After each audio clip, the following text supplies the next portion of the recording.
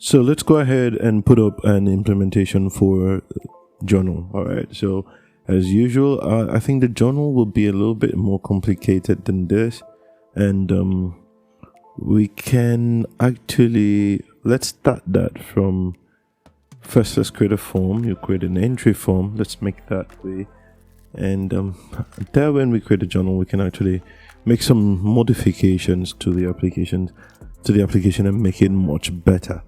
So what I will do is I'll create as typical, I'll create a folder called journal resources,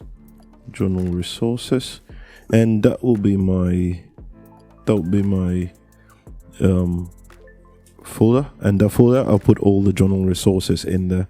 So the next thing I would actually create is we will create a journal form. We could actually take the journal form, one of the account forms, and actually create an entry form for that. But I think we should design that from scratch. Let's do it from the bare bones. All right, let's build it up like that. So we will add a new form as usual, and I'll call it form journal. And what should we do? Should we actually call it journal, or we should call it transaction entry or transaction grid or something like that? Let's call it form transaction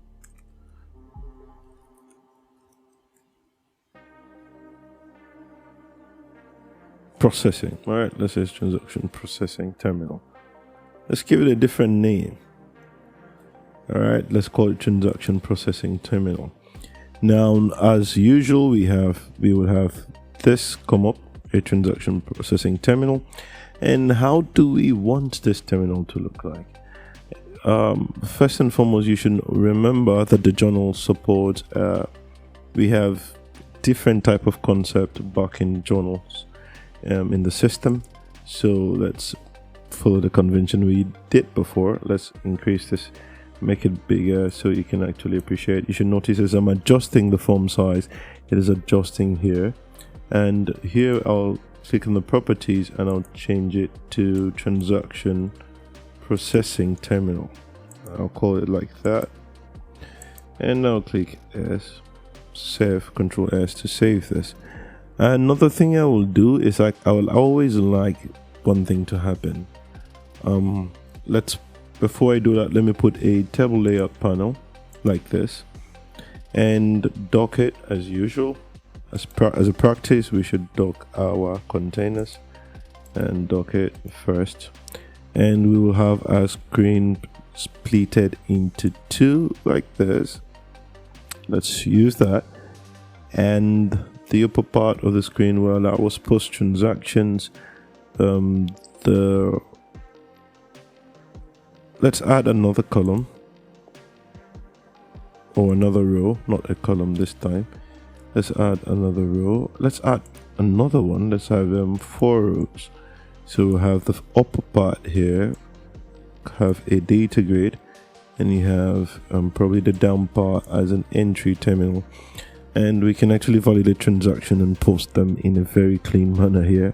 The whole idea of building this terminal this way, the journal entry terminal this way, is to enhance your learning experience, to make it rich enough.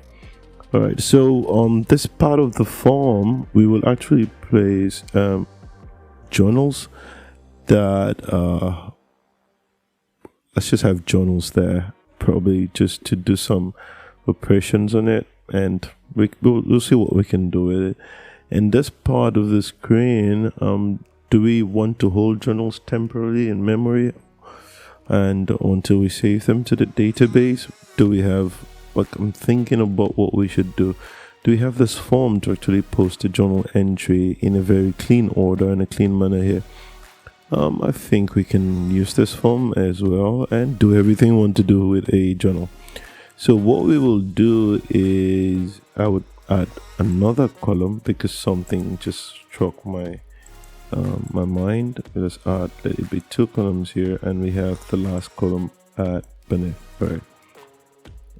let's. So by the way, something just crossed my mind.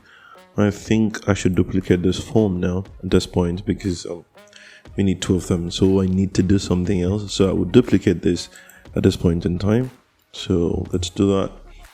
I would right click here and Control C, Control V, duplicate the forms. And this is what we have. And this one, I would change I'll change the name to form transaction grid. They just give the name transaction terminal. All right, let's just do that. And that looks okay. That looks better, right? So we have transaction terminal. Let's see whether that is okay. That has a little problem. Let's see.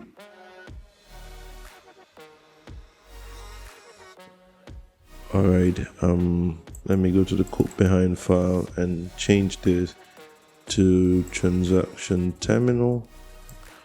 Let's change this to transaction. All right, let's actually rename it. This is renamed, this is not. So let's rename this to transaction terminal. And let's see whether this works. And let's launch this again. All right, but there's a little problem. Let's double click into this and we'll get this form loaded for us. And here we need to change this to transaction terminal as well. So we need to change this to transaction terminal, and that should be all right. So we have that now, and the designer looks okay. Transaction terminal, and this should be okay. Let's go back. Let's go to the code behind file again and have a look at it. We have 2 processes. All right, so we actually need to delete this. I forgot that.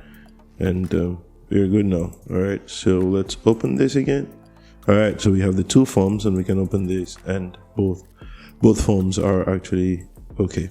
So let's work first with the transaction processing terminal, and that is the one. So actually we need I'll need just remove 1 column, remove the last column. So I have 1 column like 1 column like this.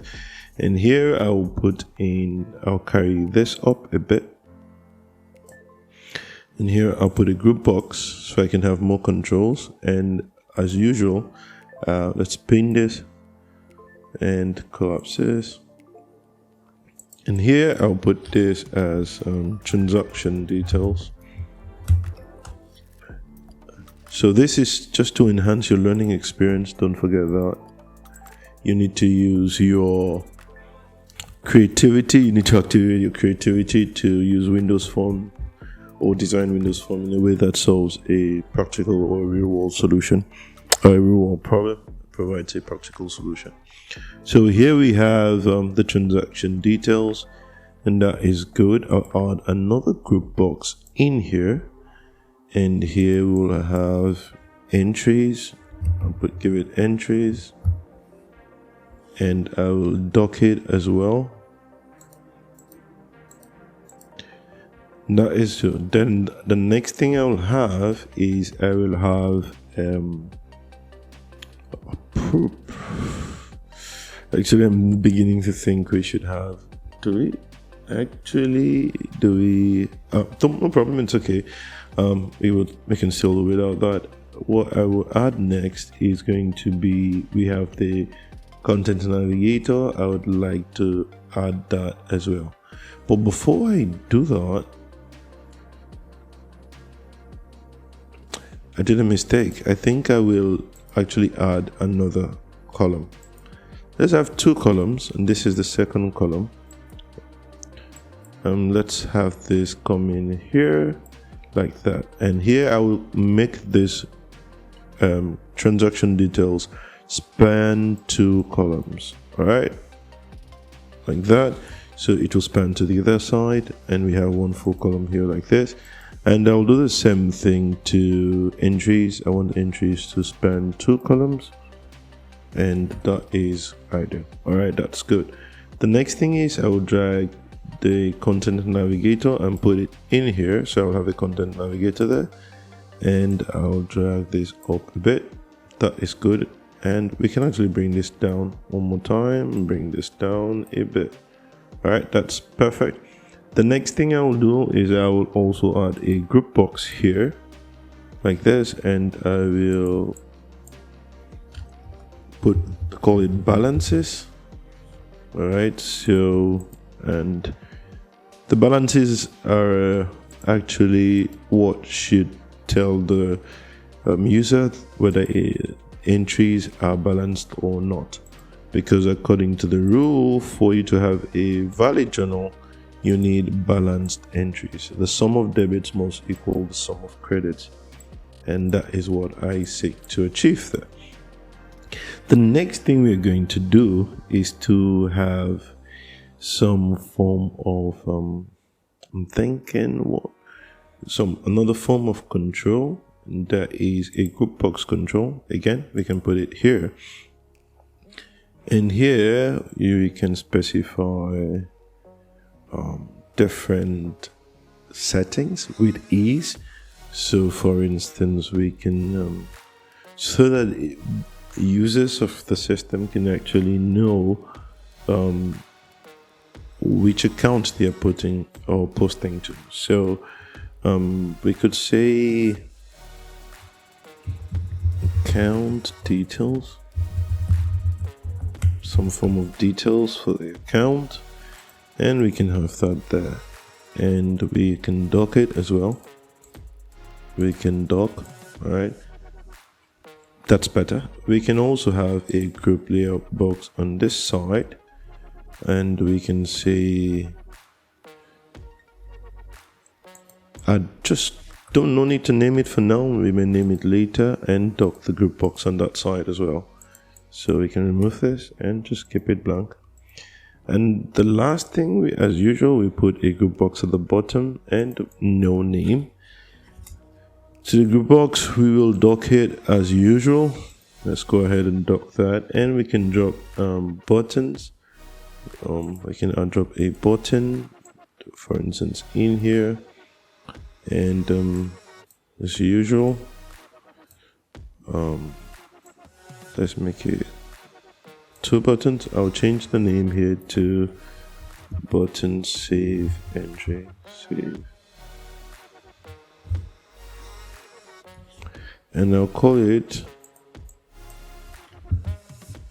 save entry or save. Let's just leave the name as simple as save, and I would duplicate that as usual. Control C, Control V duplicates it, and I'll have another button here that says reset. Let's use caps here, reset here, and here should be save. Let's make it in capital letters. And I just remembered something. Our forms have a traditional design font, and that is JetBrains. So we can put JetBrains here, JetBrains mono, regular, and the size is 10. So we can actually do that. Yeah, this is better. So we can have the save button here, or we can have, let's put the reset button here. Put the reset button here. Have a save button like that. Reset. So we can call this BTN reset, and we can click on that, Control C, Control V to copy. We can put here, let this be button cancel, and here we can change the name to cancel. And we can, apart from having traditional buttons like this, we can actually give a feel to our buttons. We can give a background color. We can put, instead of having just a plain button, we can change the cancel button to be a different type of button. Here we can, let's look for, let's go to web colors, and we can use something like I'm looking for some kind of Corn's milk color. All right, so we can have that for a cancel button. You can have a green button, let's use web, or a blue button for save, which is traditional. Yeah, we can use a blue button. Let's look for a blue face button that is, I'm thinking we should use cornflower blue. That is better. We can also put the reset button to be something else, some form of web color that does a reset, simple reset, and that should be, I'm thinking, what should we do? Just do this. Let's actually change that. Let's use Corn's milk for that reset button. That looks better. And let's go to Corn's milk for that reset button and change the cancel button to be something else, something of a, probably can use that as a cancel button. All right, I think that is, I'm not very good with colors, so we can manage that at the moment. That is the 3 buttons we want to have. And we have transaction details, we have entries, we have this is docked at the top, and let's make it dock full. All right, so I like this concept because it's giving, this provides us with a different design perspective to what we are commonly used to in the rest of the forms. So the next thing I will do now is in transaction details, I can still make use of a group box. Let's do that. I appreciate that. Let's have a group box in here, and let's call this some specific, let's have a dimension, and here I will call the transaction date. I'm expecting the users to first enter a transaction date like that. Okay, and here I'm going to put a date timekeeper inside the transaction date. All right, so this is what I want, and here I'm going to make it dock as usual, dock. That looks better. All right, that looks much better, and we can have that, and we can actually make this expand a bit, and this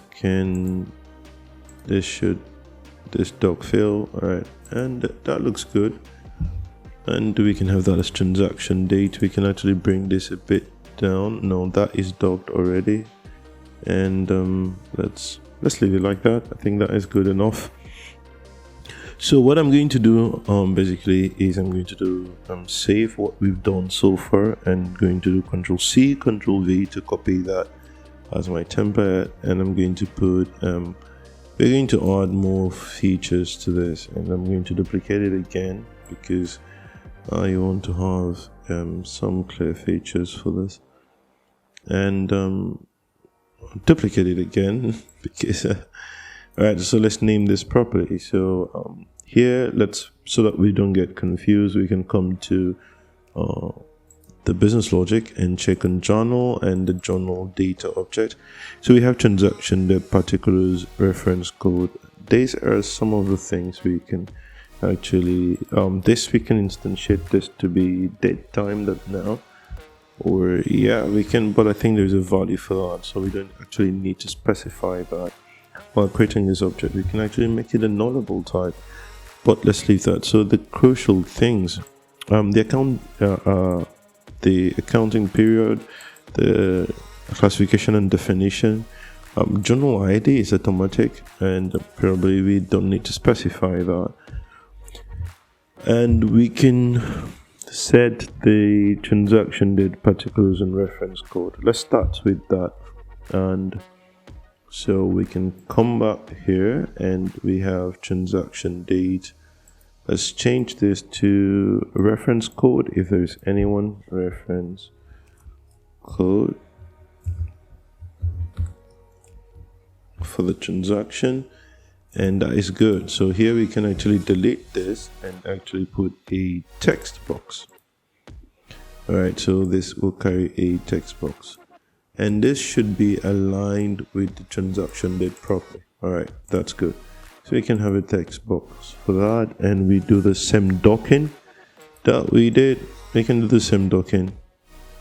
All right, so we can go ahead and do the same docking, and that is much better. I think that is good. So and the next thing we do is we need journal classification and journal code. Actually, the reference code will not be this big, so we can actually reduce it and have that size. All right, so we can go ahead and copy this again and put in some form of, we need more details, so we can, let's make sure that that is on the same line, and we can actually duplicate that and put another thing here as well. All right,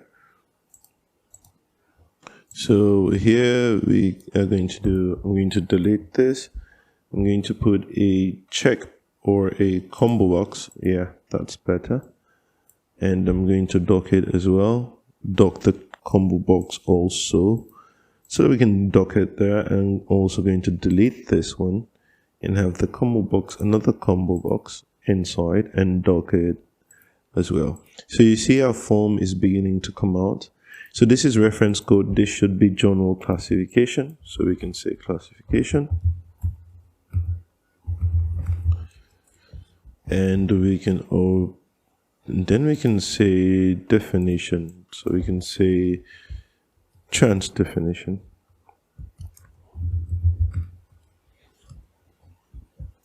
And that is okay.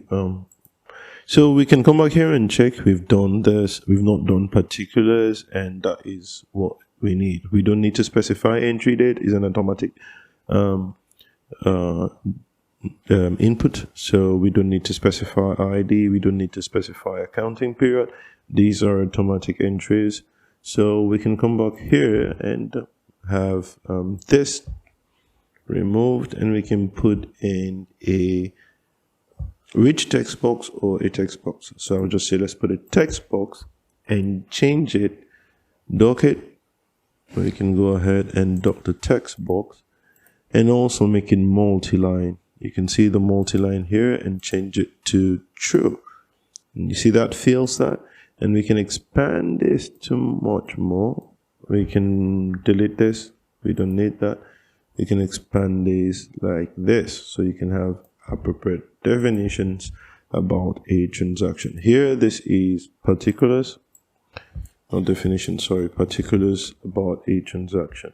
Particulars is just like description or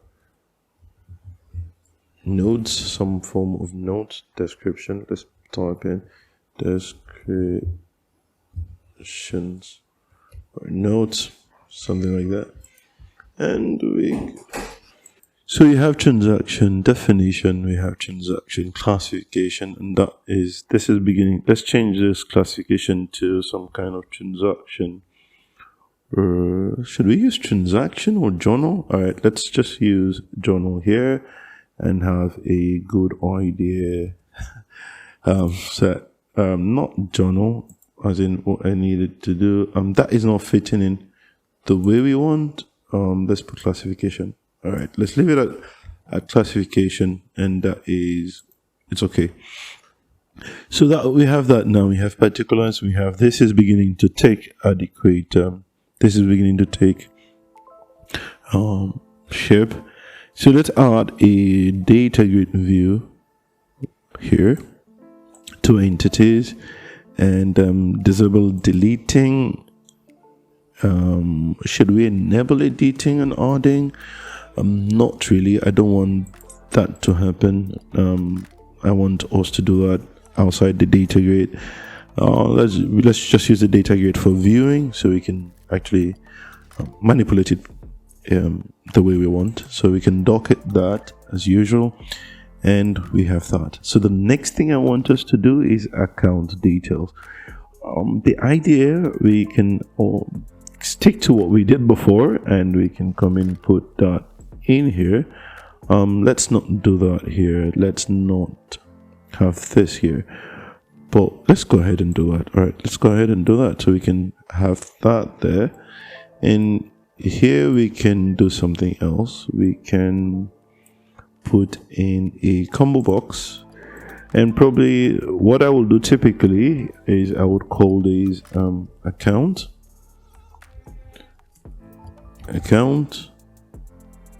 and like that. But what would happen is that if I have that as an account and I have 1,000 records in this account, does it mean the 1,000 records will list this way?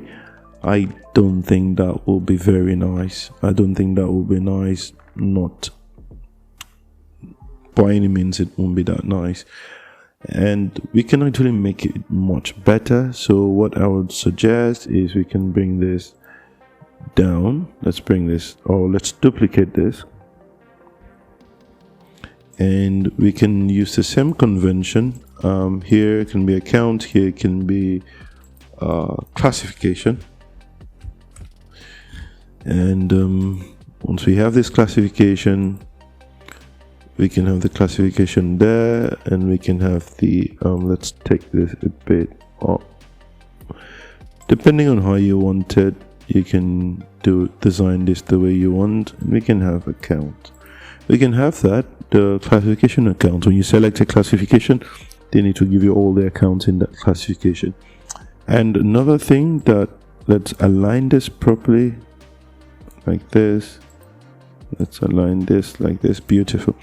Another thing we can do is we can have a good details of the account at this part of the screen. We can have it. Let's make this expand properly like that. Let's make this expand also like that to forward. All right, let's put in a group box here again, and here we can have more details about the account you're working on, and we can dock this as well. We can put this as, we can dock it. Yeah, let's dock it like that. And on this part of the screen, we need a group box as usual. So we put another group box in here. Actually, I missed that. Let's put a group box. I don't know what happened. All right, so then we can actually put this. No need to put I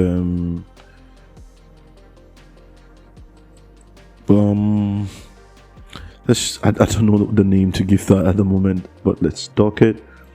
Let's go ahead and dock this like this. All right, and something else we will do, as usual, we will add a group box again here, and inside this, to see if there are two group boxes here. Obviously there are two group boxes. Let's delete this. Let's delete that. Yeah, there were two group boxes. Alright, I'll remove that. Let's put that there, and let's dock it. Let's dock. Yeah, that's how it's supposed to be. And remove this. Yeah, better. So let's add another group box here. And here this time we are going to put a group box 15. We are giving it a name as this is entry. So here we would put in entry, text in an account, and also text in amount and entry type. So we'll put in amount, and we can put it in here. And the next thing we can put also is we can put a numeric up down control. Yeah, we haven't used that. Yeah, I prefer us to use this. And we can dock it as well. Something that we can put an amount, numeric up down control. We can put it to 2 decimal places like that. Better. And we can, that looks a whole better. That looks better for us. And what's the maximum value? You need to set this, so it will not allow you put beyond a particular value. So let's select it, and you notice that the maximum is 100. So for instance, we can set this to be 1 million. So we can put a 1 million figure inside. I think that it's correct. Oh, it's 10 million, right? That's good. So we have that numeric. Let's set that to 10 million. It's okay, 10 million. All right. Another thing we will do is to actually let's add another group box.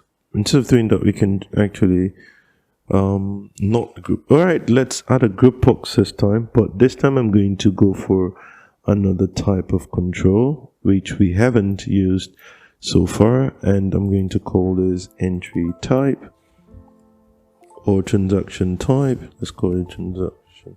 Let's put entry type, entry type, and we're going to use a entry type, and here let's remove this. We are going to use a radio button, all right, so that only one is active at a particular time. So we have this radio button for that, and here we'll call it debit. This is debit. And also we call this credit. We call the second one credit. So at any point in time, one of them must be active. So here, this is compulsory, and we need this to be specified, all right? And you can actually set one to be default check at every point in time, as the case may be. So we can actually say that this should be always checked, true, and that will be debit will always be checked. And this is our transaction processing terminal. This looks better. This looks okay. Let's go and check the journal data object and be sure. So the journal data object requires a transaction date particulars reference code. This is automatic. There will be default value for it. There is a journal classification, journal definition. So those are 5 properties. Accounting period will automatically be injected. Journal ID will automatically be injected. So we have 5 properties, and we should check that we specify that transaction date, reference code, classification, definition, and particulars. So we have the 5 properties there. So the next thing we're going to do is the transaction entry data object, which has an account ID, amount, and entry type. So we can come back here. We know we have account, which will give us an account ID, amount, and entry type, and that is good. Now for the balances, we can use something else. Let's add 2 levels. Yeah, we add level 1, and we will control C, control V to have 2 levels. All right, so we'll give level 1 LBL debit balances,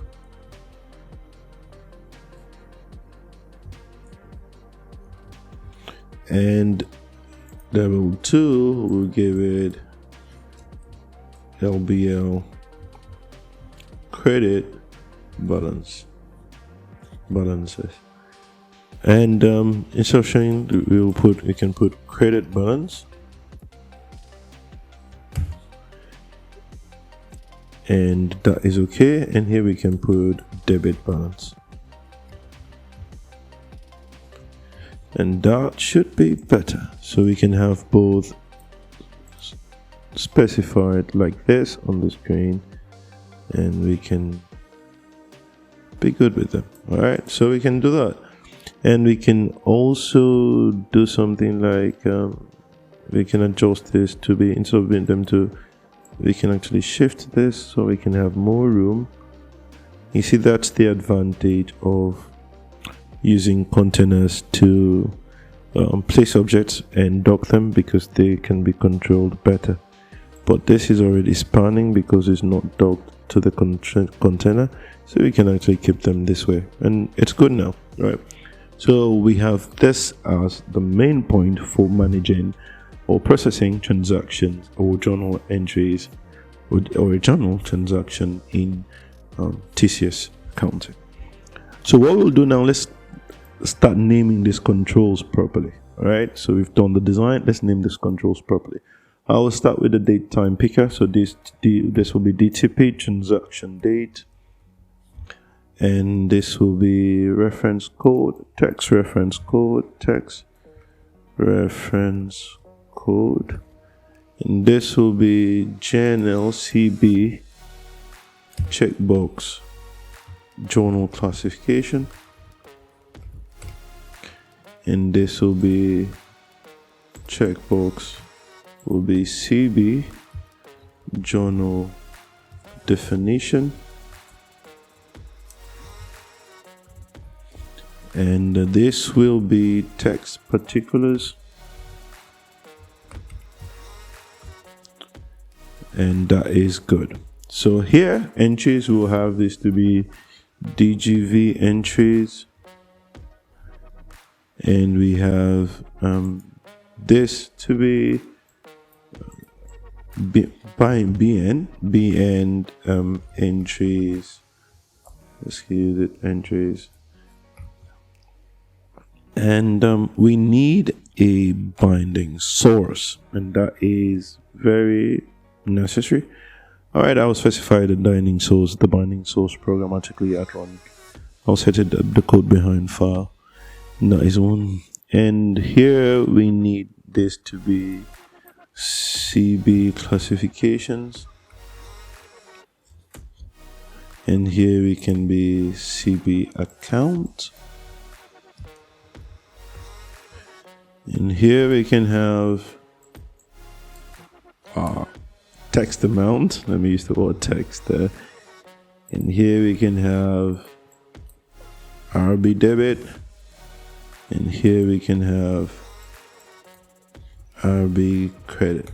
All right, and we have button set, button reset, button save, and button cancel, and that is a processing terminal, and I think that looks good. All right.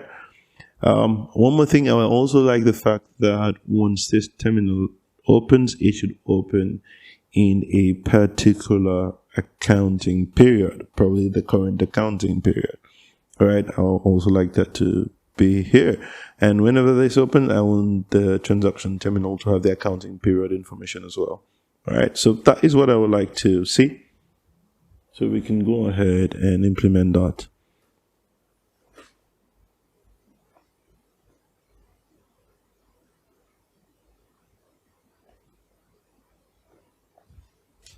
We can go ahead and actually implement that. So let's go ahead and write code behind file.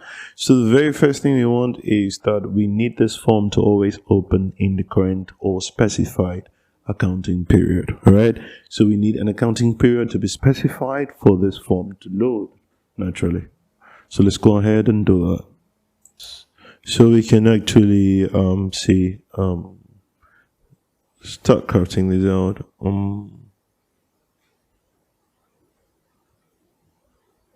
So what happens is, as I said earlier, we need to start by knowing this form should actually open in a particular accounting period.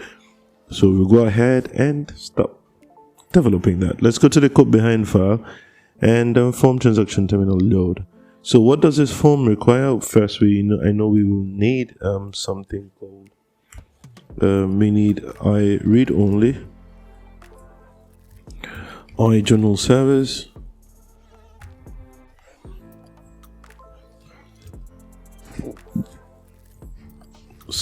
we need that. And another thing that we also will need is an account. So we need to read only business account classification service. We need that as well.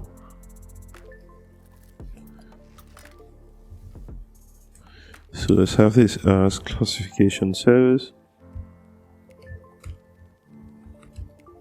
And we also need another thing called account service. So we need account service. So we need account service. All right, those are the three things we need. And the final thing we will really need is we may need to want the form to always open in the default accounting period. So we'll need an accounting period service,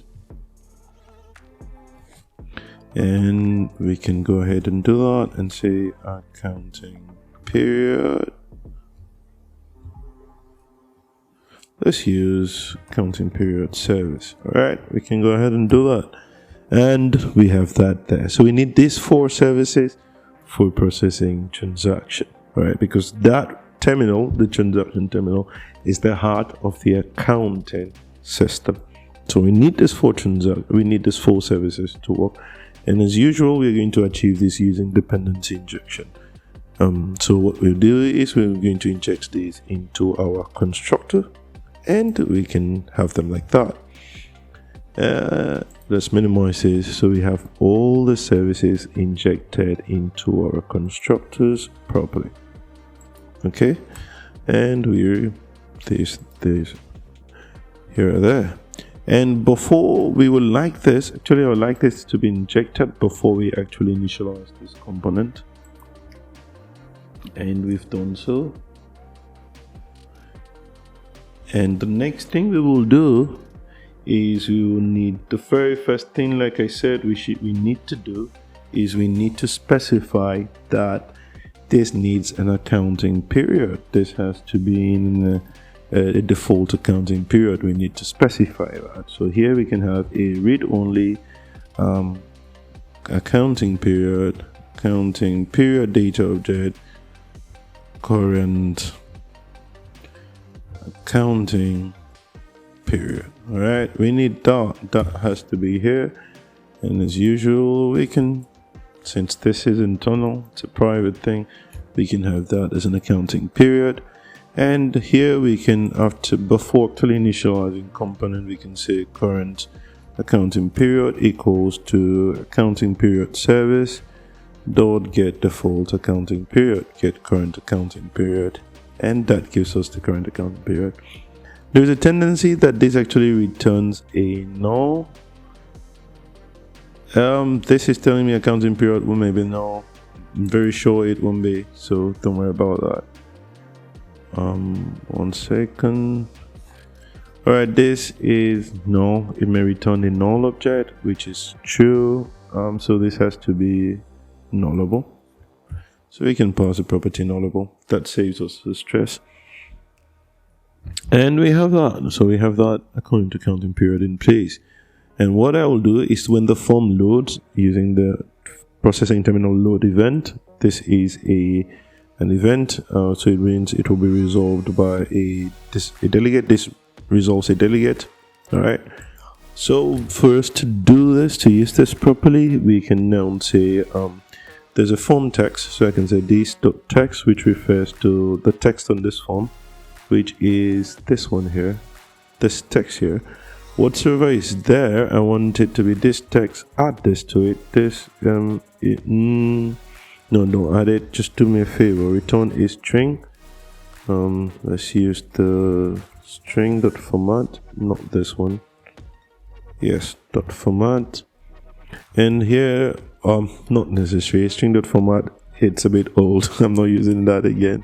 I prefer the string interpolation. So here we can actually do the typical thing. We can pass in whatever is the existing value, this dot text, and we can concatenate this dot text. We can concatenate this together with a space, and we can put in another value here, which is current accounting period dot details. Let's do that. Let's put details. That doesn't exist at the moment, so we have to create that details. So we'll generate a property details on that object, and we can go ahead, go to definition, and just pass this in expression.text. This should take in a string. This should be a string. And the string can be nullable, right? Let's make it nullable. So what we will do is we can actually make this, in case nothing is found here, we can say begin date. We can make this the same thing. Here we can pass in dot string, and we can say begin date. So what we will do here, we'll pass in begin date. Here we'll call it date, just the date value, and that is okay. And we would space it and put the same thing end date and just the date value. And here we can see active counting period.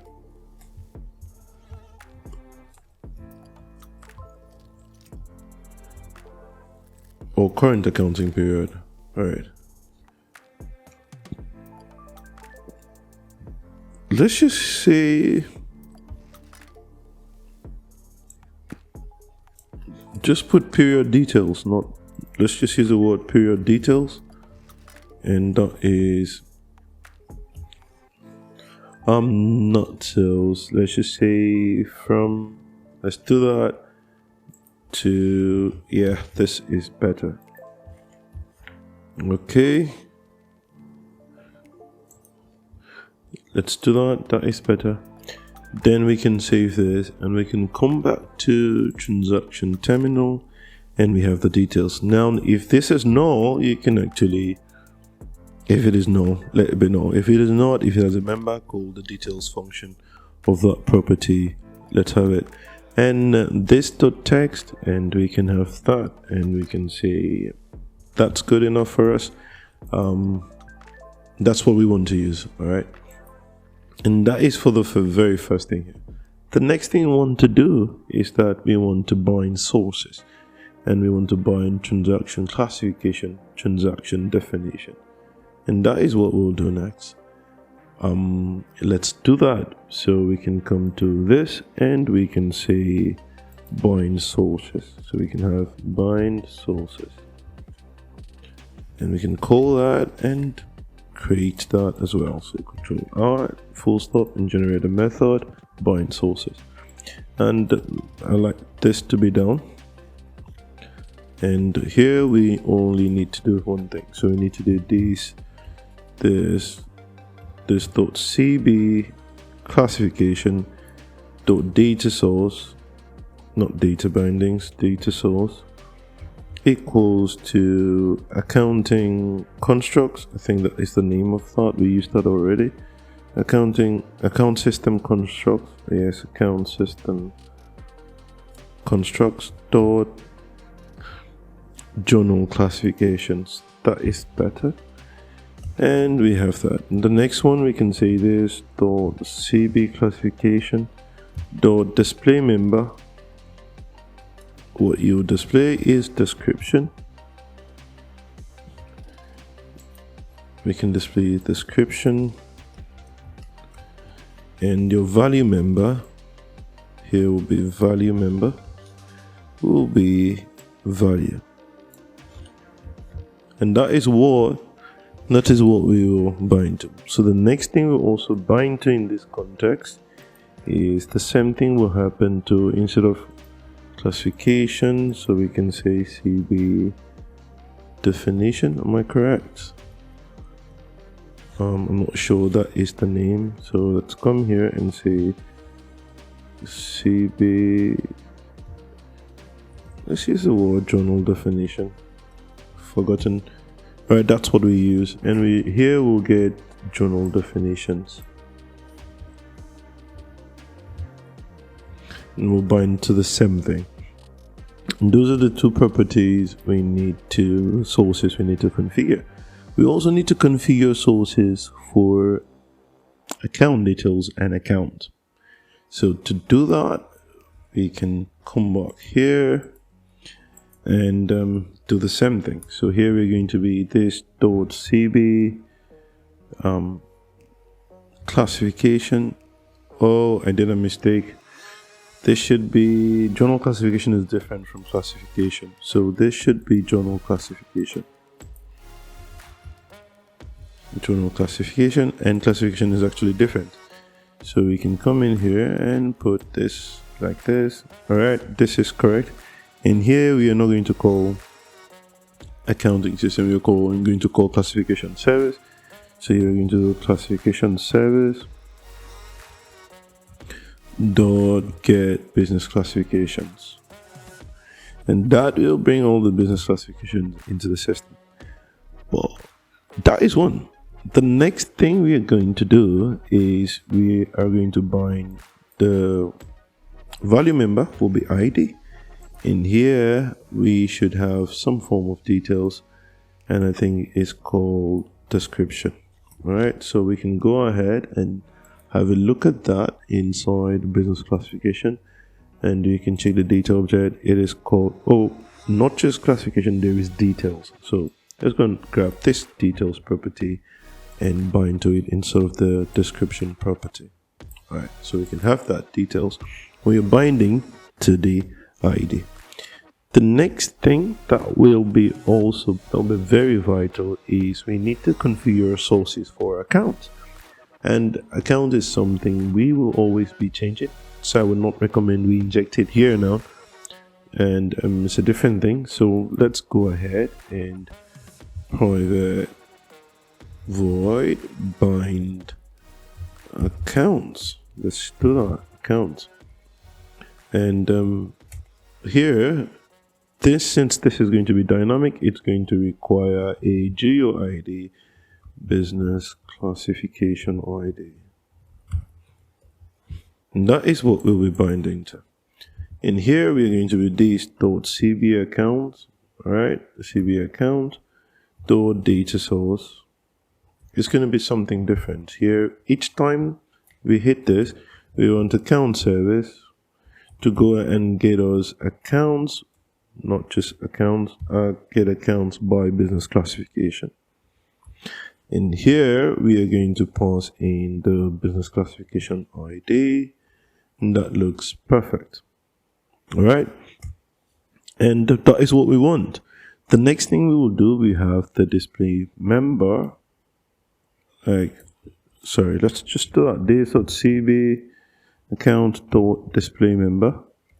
Display member should be some form of property, and this.cb account.value member should be basically the ID of the account. All right, those are the two properties we want. So let's go check out the account, and we can go into the data object. And we have this. We need more. Let's come back here. We need account name and account code. We should have some form of details for the account data object. I think that will be ideal. So let me do something. Let's do this. We have, say, account details or details. Let's have a details property for it. Details, in here we can just pass in this lambda expression and call in our favorite interpolation string. Pass in what we need account code, because accountants typically want to see that first. Then we need account name. So we need account name like that. That is better. So that gives us an idea about what to bind to. So details, that is good. So here we'll come back to our form terminal and pass details here as well. And that is what we need, all right, for binding accounts. And this has to be called each time there is a change in the business classification. So we can come back to our form terminal and double click on classification, which will actually bring us to index change event, which is here. Let me show you on the event. This was load event. This event will be fired under here. Let's bring selected index change event. So if you double click here, we'll enter into that. Once we enter into that, we can actually grab the selected index, which is typical. So we can say var classification. We need to go copy an implementation we did for we did for creating accounts. So let's come here, and under account I had an implementation. Yeah, I like to copy this implementation here. And no, I think this is actually not what we want. Don't worry about this one fine. So var classification equals to, here we need to pass in the stored selected item, selected this .cb classification .selected item. That is what we want, whatever item is selected, and we need to cast this to a business classification data object, which it is. And once we do that, we can go and say if classification is not equal to null, then we can go ahead and do this. We can go ahead and bind accounts and pass in classification .id. All right, and that is what will happen. So each time we select that form, we get that service. So far we've done a bit, and I would like us to have a good look at it and see that what we're writing is actually working. So to do that, we need to come back to the Solution Explorer and come to Program, and here we will add we'll add just this. Let's add just the form transaction terminal, transaction processing terminal. That's the name, and we can come here and actually add it, and that is good. Once that is done, we can now come to our main shell. Let's come to our main shell inside here, and we have accounting records. That is good. We need to add one more menu item here. This we will call it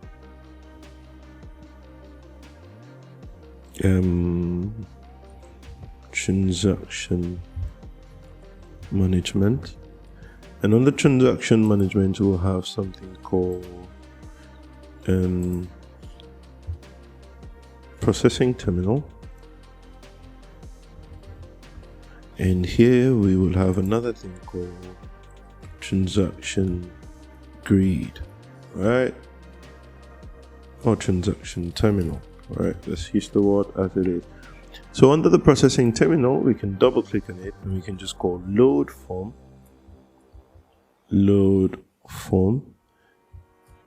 not this, sorry, load form, and here we'll pass in form transaction processing terminal, and that is what we need. That's all we need to do. So doing that, we can go ahead and run this form, and first let's build this to be sure there are no errors.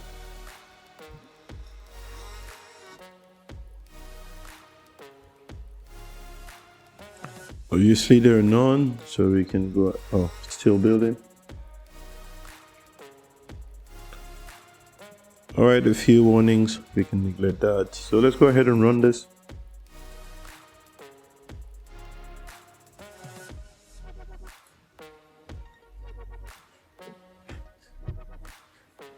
Alright, so we have that now. We have transaction management. I'll bring this closer somewhere here. So let's come to the processing terminal and have a look at it. Alright, so we have our processing terminal, and everything seems to be working. We have simple entry, the different types of entry, simple entry, compound entry, opening entry. Yeah, this is good. We have transaction definition, sales, payment. That is good. That looks good. Then we have classification, we have stockholders, we have sales, we have things that pertain to that particular classification. I'm not sure that binding is correct. Let's select fixed asset.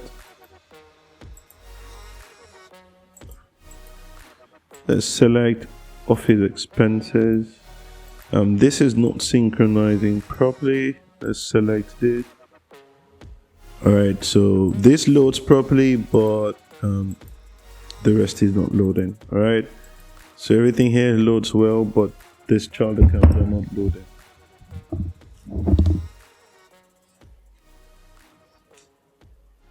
So this, I think there are some, apart from equity where you have this list, if you select something else like sales, you get nothing. But you still have that vehicle showing there. That is wrong. It's actually nothing. When you have fixed asset, you get nothing. When you have office expenses, we get nothing. Let's try out something. Probably I am not getting the right flow of the type of accounts that should show there. Let's create an account. Accounting records. We have operating expense has an account, which is under that classification. Other expenses have an account. So let's go back and check that. So we can come here and we can check operating expense. Operating expense. Let's come here and let's look at this again. Operating expense and no, okay, so other expenses and transportation. Alright, that is true. So let's come to other expenses. You have some account, and we can come to transportation. We have an account. Alright, so that works. And if you have, let's go to stockholders equity again. You have that. And when you select something that the account does not exist, you get nothing. But I don't want this text to be highlighted. I don't want that to show. So that seems to work perfectly and good enough for what we need it for. And we can toggle. You notice that when you select debit or credit, only one is active at the same time. And the amount thing actually works the way we want. But we need a separator. Like on 1,000, it should be separated properly. That should be there, like formatted like a currency. And we need to do that. Alright, so we can go ahead and close this and go back to our application and make those adjustments. So we're back to transaction processing terminal. We'll be working here for a long time, so let's spin this here. And once we do this, if it is not no, we can do this. Else, if it is no, we want this dot cb dot cbs or cb account. Sorry. cb account dot text property to actually be string.empty. We don't want anything inside that space, and string.empty. Right, so we don't want that to hold any value. That's the very first thing I want. Then another thing that we need is let's come back here and have this property. I also noticed that when we select this, let's paint this here so we can manipulate it and come back to this property tab. We don't have a separator, like something that should separate this to show the figures. We need this 1,000 separator selected to true. All right, so this is needed, and that is one. All right, so I think we are good. We're good now. So let's go back to our code behind file again so we can save this. We can come here, and here we need to bind some. Let's come back here and have a look at it. We forgot to check the top of the terminal whether the current accounting period is being shown, and we need to do that. Alright, so let's run that and have a good look that this is actually this actually has the current account details as we desired, or current accounting period is showing. Let's just make sure that is there. Let's enlarge this and do transaction management processing terminal. Alright, so we see we have that this is this is actually showing very well, and we don't want the 12 a.m. Alright, let's leave the time there, but this actually shows very well. And I don't like the date format, so I will change that to the date format that we can understand. That is better. So let's go ahead and do that. And another thing, let's make sure that this, for instance, when I select cells, nothing in cells, this shouldn't be here. This is still not coming out as empty. still retaining the value. That should actually be empty now, not just when it's there, it should be empty. Alright, no, alright, it's okay. And another thing this form is displaying to the side of the screen, we need to change that to the center. Let's make that little changes and change this before we do something else. So we can go ahead and close this. And first thing, let's change this form property from displaying on the other part of the screen to a different part of the screen. From the top right corner of the screen to the center of the screen. So let's do that by start position. We put that at center screen, and that is better. That is one. And two, I like to format the date a bit better. So that brings me to transaction processing terminal. I'm not sure this is the actual details. Let's go to the definition and change this.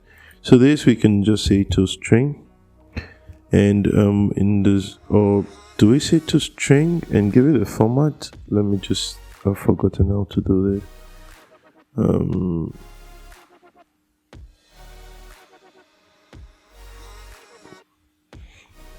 Date format specifier. I think the toString does that better. Right, let's just go check that out. Let's see how to do it. So, like was correct, this is .toString, and this will be DDMM. Sorry, this should be inside this. So this should be DDMMYY. That is what I want to see. That's the format we want to use. And let's copy this and put it inside this part of the string as well, and that's the format of the string we want. And another thing that is still not, this text is supposed to be .empty, so just let me do this. Still clear? Does it have a clear property?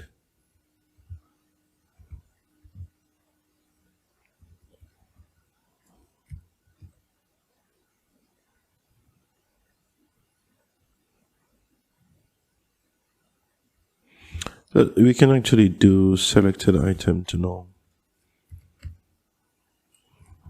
Let's do selected item to null, or selected text is equals to, yeah, that's better. So let's go and check this again and be sure that the things we've actually adjusted are implemented. And let's go ahead and do that. So here we can actually come here and praise on processing terminal, and this should happen here. And you see this date gets formatted in a better way. From January, I think we did a mistake. We selected January to January. All right, it's okay. That's the current accounting period. And that looks better for us. That means more. That actually informs more. And this is good. And we have, let's check out this. This still doesn't work. We can figure that out why this is supposed to work and this is not working the way we want it. It's supposed to change. All right, no problem. We can leave that. So that is better. Let's go ahead and check this. That is changing properly. All right, that has the 1000 separator included, and this looks better. So we can have all this, and we can actually start posting entries and resetting as it should be. Okay. All right, so let's go ahead and add more value to the form. So what we will be doing next is we've bound the controls. We need to see a way of saving, creating an entry, and we need to handle that differently. So let's go ahead and implement that. So we've bind accounts, which looks good. When this changes, we bind accounts and we get the IDs and we bind them. Else we just set this to empty, but this is actually not working and I don't know why. So this dot, I'm thinking display, I'm trying to find out for a property. The selected text actually is a change that represents currently selected text in the combo box. this is supposed to be string.empty. It's not doing so. And oh my gosh, I've seen the error. Alright, let's minimize it. What I'm saying is that if the selected item is not null, just do this. And there's no way it is null. Alright, there is no way it will be null. Okay, and that is proper. So this is not, none of this is getting fired, and that is why we're not seeing the values. So this is actually wrong. We don't need this. It's not firing. What we should do is we can come here and let's get this out. Let's get this out and have a list. Sorry. Yeah, so we can have a list here, and list can actually bind here, and we can say if list dot count is greater than 0, then we can go ahead and do the binding. Else we can actually specify, not this one, sorry, else we can go ahead and say that this dot cb account dot selected text equals to string, not the string dot empty. Alright, so we can go ahead and do that. If there's nothing in the list, you can set that to empty. That is better. That should work properly now.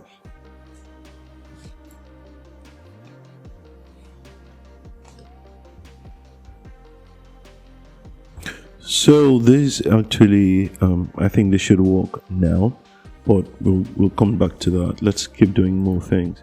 So another thing is we need to actually have a form that has, like what we've been doing typically in the rest of the forms for creating objects. We need to have something like that holds a particular journal object. So here we need to come in and say journal data object, and here we can say journal. We can have that, and that is good.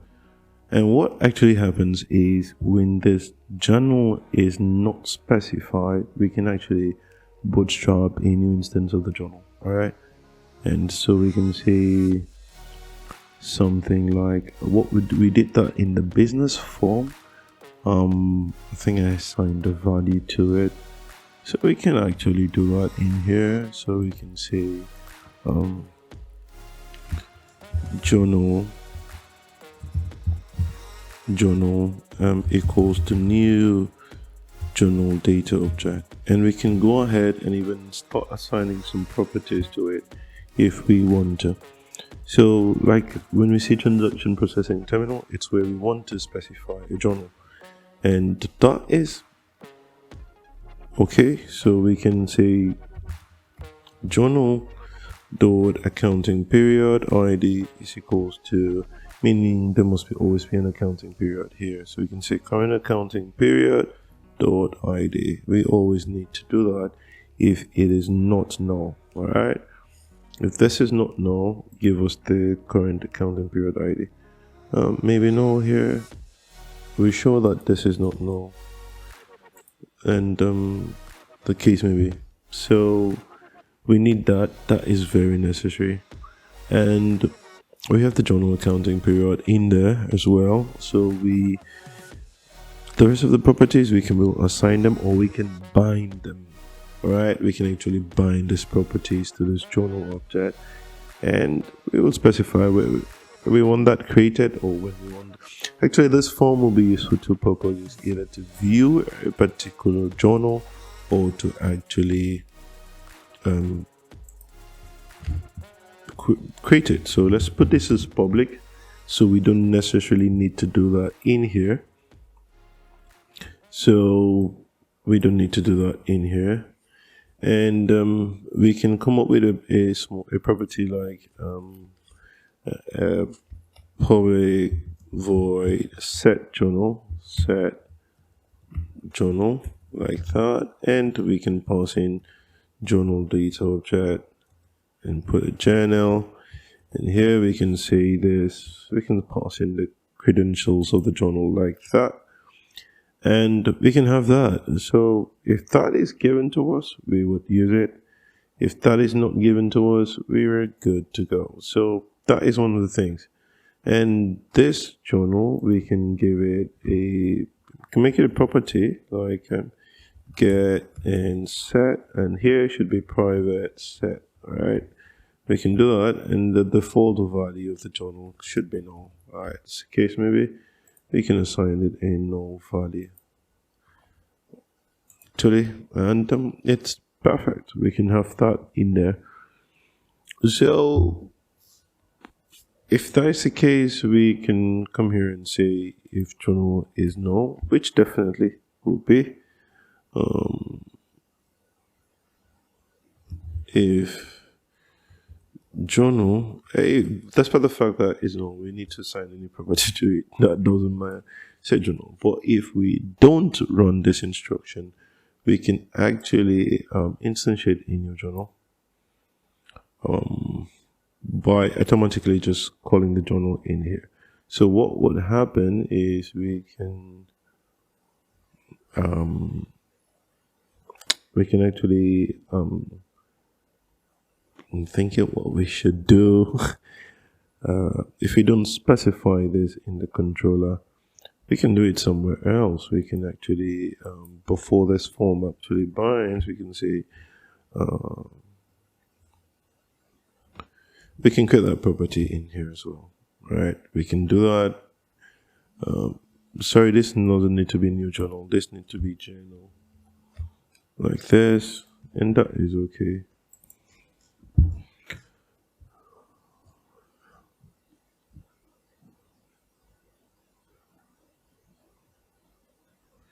Hello, so we can do this. This is the proper thing.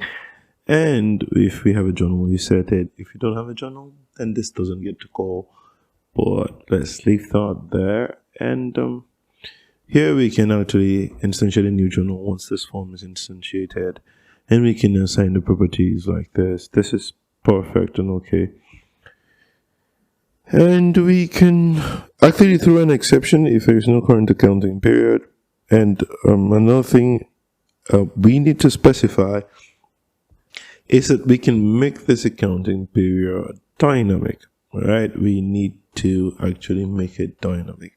Actually, let me not specify this in here. I don't think that is ideal. Let's not do that. Let's comment this out.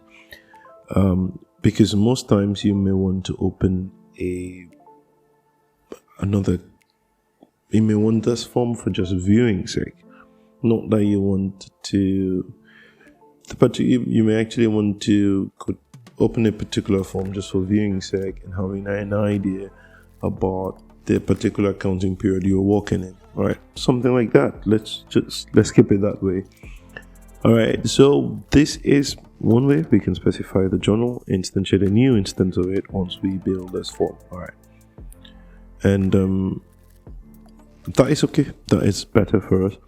The next thing we can actually do is we need to map the binder properties of the form. All right, so we have an actual journal now, so we can bind the properties of the journal. So here I could say void bind journal.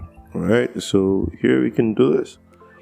And here what we've been doing traditionally is like we can say this .dtp transaction date .data bindings .add, and this time we are going to add to a different property. We'll go check out our property, and here we'll pass in the journal that we want, and we can also pass the data source, and we'll pass in the property of the journal that we're binding to. We all know that this is going to be transaction date, and that is okay. So we need to bind this to the date property of this control. So we can actually bind it to the value property. Value property. And that is one. And two, the next thing we need to do again is we need to do data bindings for. We need to do data bindings for the reference code. text reference code, the data bindings, and here is the text property. And here would actually bind to the reference code of the journal object. Another thing we need to bind to is the this.cb journal classification and journal definition. So we need to bind to these two values, and here we need to bind to the selected value, all right, and likewise here the selected value. And here is going to be let's get to the journal data object and actually know we have reference code, we have journal classification and journal definition. So we need to bind to those. So we have journal classification, we need to bind to journal definition. Alright, so here we can specify that definition. Another thing we need to is, I forgot this, is the particulars. So we can do text particulars, and we also need to specify text. In journal, we need to pass in the particulars of what we need to bind to. So this binds the journal. Another thing that will actually bind the journal, which we should consider very important, is the binding source, two binding sources, and that is going to be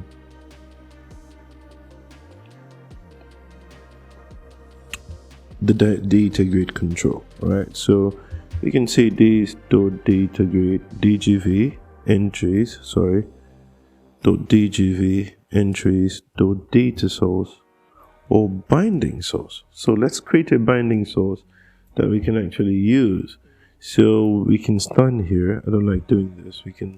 Let's come to the top part of the form and specify this property. So we can say binding sources. Binding source, we'll say sources. Let's call it sources equals to new binding source. Alright, and that is good for us. And here, while we are binding this journal, we can come and say this dot dgv let's do this. So you can say sources or source, not sources, dot data source is going to be equals to journal dot entries, journal entries. That is what we need to bind to. All right, and we can also come with the formatting, how we want these entries to be formatted. So we can say dgv entries dot data source becomes the binding source or sources. Let's use sources.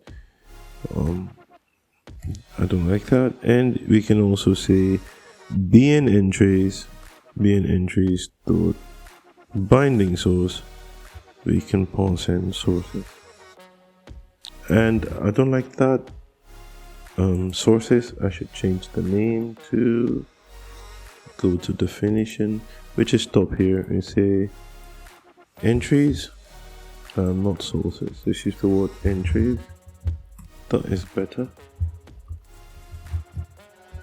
Entries, we can stand here and actually rename this completely to entries. That makes more sense. So we can come down here and we have these as entries. That is better. We can also come up with a way we can actually format entries inside here. So we can say dgv entries dot columns,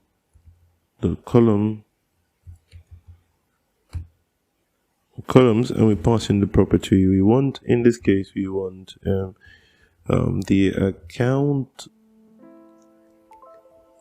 I don't know whether we have that. I'll check that. Account ID. I think that is what we will have. Equals to dot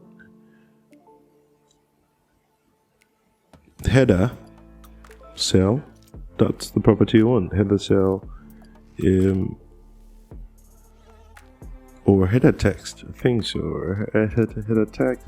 By the way, let's come to something we've already done, and let's have a look at it. Let's come to our accounts. That gives us more idea. I think we did something more traditional here. All right, no problem. I think this is better. So we had this. We can copy header text and display index. All right, so we can come back here and say header text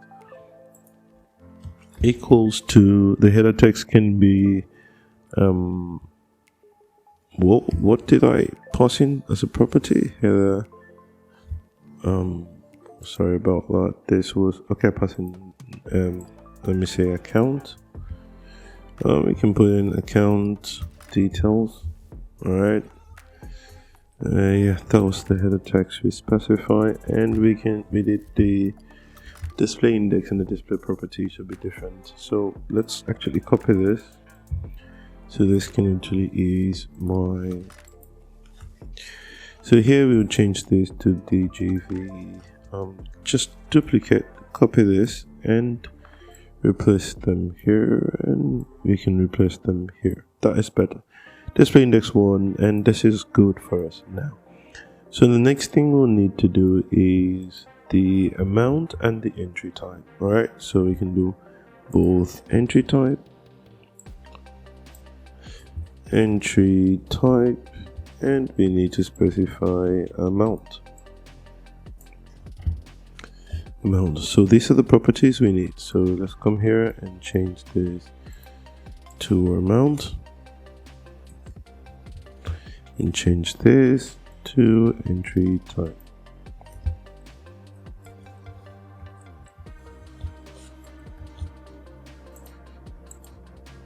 So we have these two properties, amount and entry type, and that is what we will have there.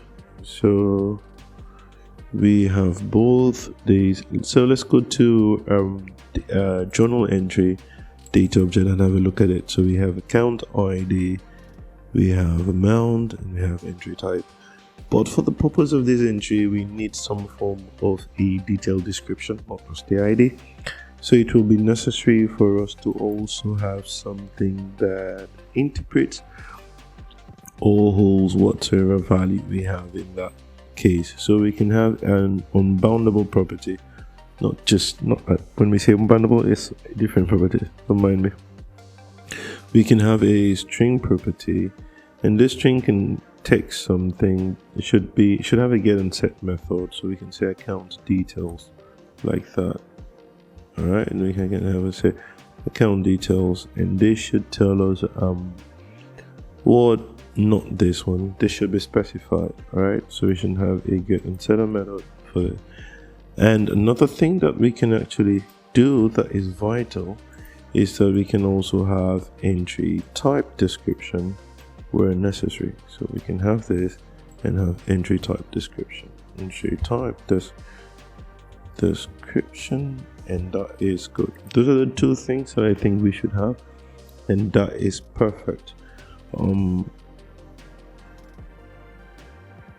That is perfect for now. Let's use these two properties. So what I will do is I will copy this and come in here and specify account details instead of account ID. So we'll have this, and by the way, let me duplicate this and we'll have this. All right, and we'll copy this out and put it on top. In here I will set dot visible is equals to false, visible equals to false. It shouldn't be visible like the way we did it here. All right, so, and we can do that for ID as well. So we can ID shouldn't be visible, and entry type should not be visible. Entry type should not be visible. I think if you check that, those are the three things. And journal ID should not be visible as well. All right, so this is account ID, this is journal ID. Let's put journal ID should not be visible, and we can have this to be entry type description, which will actually specify what this should be. All right, so we can actually specify what that should be. All right, so once we do that, we have those properties specified, and that is good. The next thing we would want to have a look at is when we select, when there's an index change in the property, we should bind it properly. We should call the index change to give us these values. So for instance, when there's an index change in account, what should happen? We should bind properly to these values. So what will happen in that case is that we need something that takes in the particular I'm thinking alright, no problem, don't worry, we'll see what to do with that. Alright, no problem, we'll construct the object and we'll put it. So what we need to do now is we have these properties listed for us, and obviously there is nothing here. We can bind journal, right? And here we are not actually binding, we are formatting entries. So we can come in here and extract a method. We say format DGV, all right, data grade. Let's use the word data grade. All right, that is good. We can have that in there. So another thing we will do is we have this specified for us properly. Let's go and check it out first before we proceed. Can go ahead and run that now. Let's see.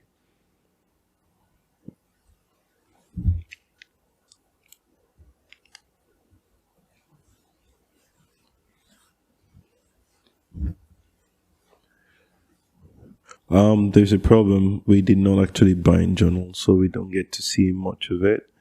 So let's go back and actually bind journal.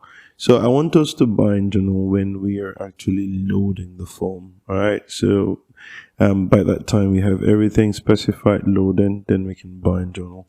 So I'll come to the form load event, which is here, and we will call bind journal. And the bind journal should actually run if journal is not null. All right. All this should happen if journal is not null. All right. If journal is not null, you can go ahead and do this. If not, so we will have an exception, and that is not what we need at this moment. We can go ahead and do that. All right.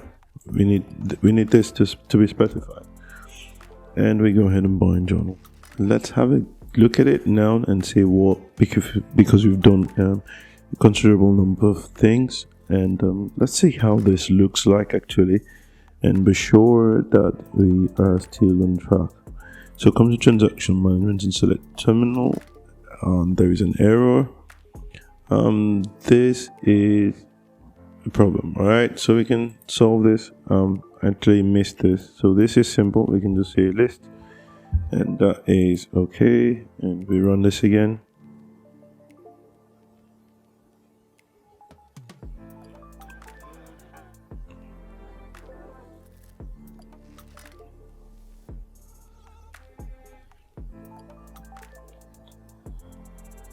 So we can create this to maximize. We can actually make this maximize on default.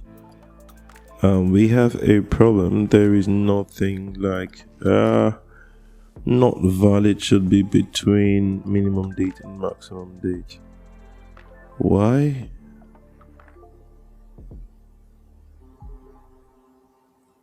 What is the actual? Let's check this object and check what is the value. The transaction date value does not have a default value, and that actually frustrates what we need to do. All right, so that is a good sign. This is what I will do. I would also like the date value properties to be determined when we actually bind journal. All right, and that should not happen here. And actually, that should be something we can specify immediately we initialize components.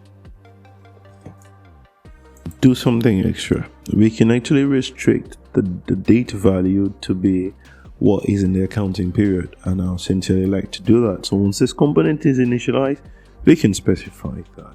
So here you can say this dot DTP transaction date dot minimum date equals to current accounting period dot begin date. All right, that is your minimum date, and your maximum date should be the maximum date is equals to also this dot maximum date dot max date dot end date. End date. And those are the two properties we would actually like to specify. Here is saying that this can be null, which is actually true. And this will actually return an error. Let's get this into, if I say, we can actually escape this value.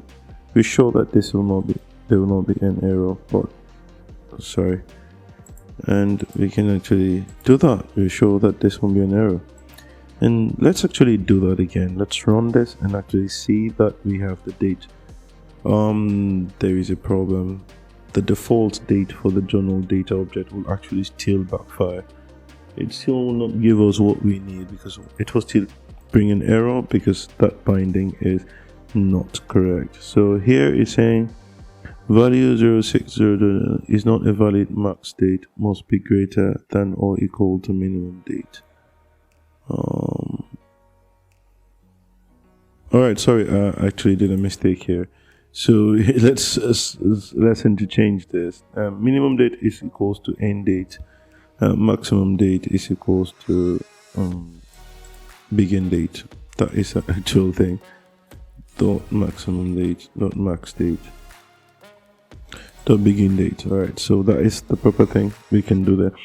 So here we initially a journal date is going to be something very crazy and terrible, and we need to specify the default journal date. All right, so once the journal is initialized, we can come in here and specify a default date for the journal in our application.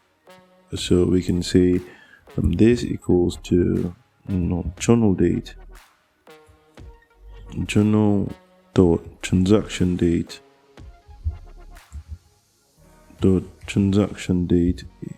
equals to whatever is given as the begin date here. So I would actually recommend we inject the begin date here and use that as the very first date. We show that won't be null. Alright, if that is not null, because that must not be null. If that is null, then we have a problem. So we can actually say if we can actually wrap this all in a specified component to be actually sure that components get initialized, and we need to specify some form of conditions that ensure integrity. Here we can say if, because in the new system there is no accounting period, current accounting period dot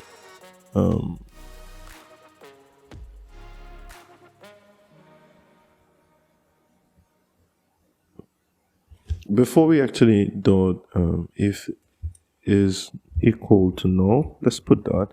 We can throw an exception through new invalid operation exception.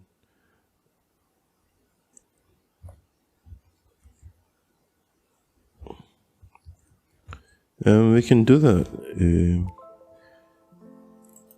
A valid accounting period is required. We can do this. We can actually do this once we have that, and that should happen before we initialize a component. We can throw that, and we can actually come to specify this before we actually initialize the component and have this done properly. All right, so this can happen. We can actually have this in place. So let's go ahead and run this again, and actually we should be fine. Now we can see that our, Let's see this. Let's make this bigger and we need this to load. Oh, we have a problem. Entry type description. No reference. This entry type description doesn't exist. Alright, so let's get back and be sure that we have that in place. Entry type. Alright, we say NT instead of entry type description. So that was wrong. So this is entry. Alright, let's run this again. We have display index 11111. That's wrong. We need to specify display index 0, 1, and 2. Alright, that is better. Let's launch it again and see what we get.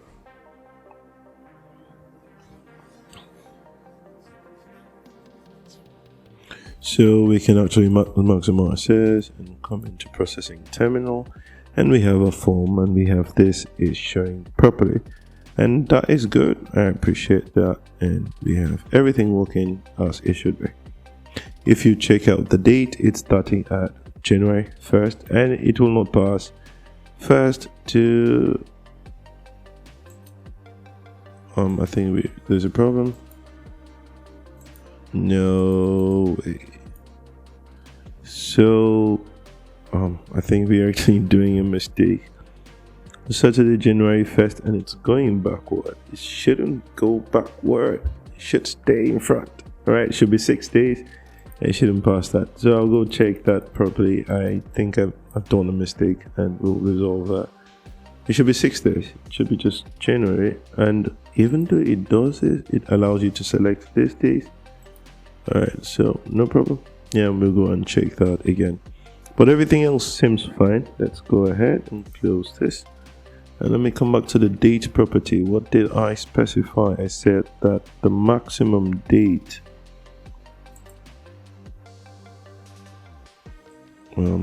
we are having some. I said the minimum date and time that has been selected in the control, that should be end date. Minimum date. The maximum date is something is wrong. Right? So something is actually wrong. Don't know why this is happening.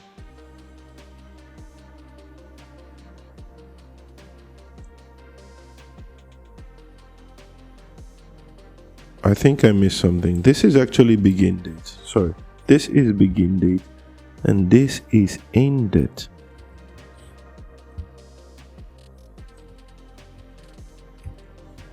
End date. This is how it should be. Why were you? This is how this should be.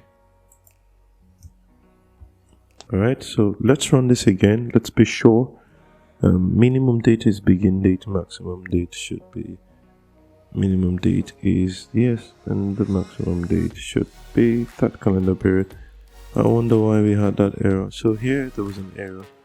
It says that the value is not the maximum, must be greater than or equal to min date.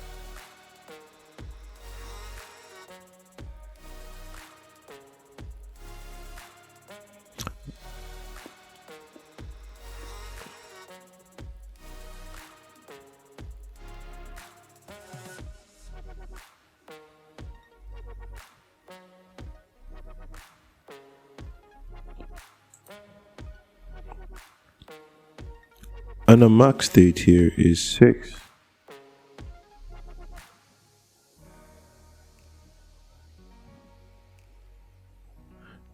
Zero and 01 06. 1 second. 0106. Why is this happening?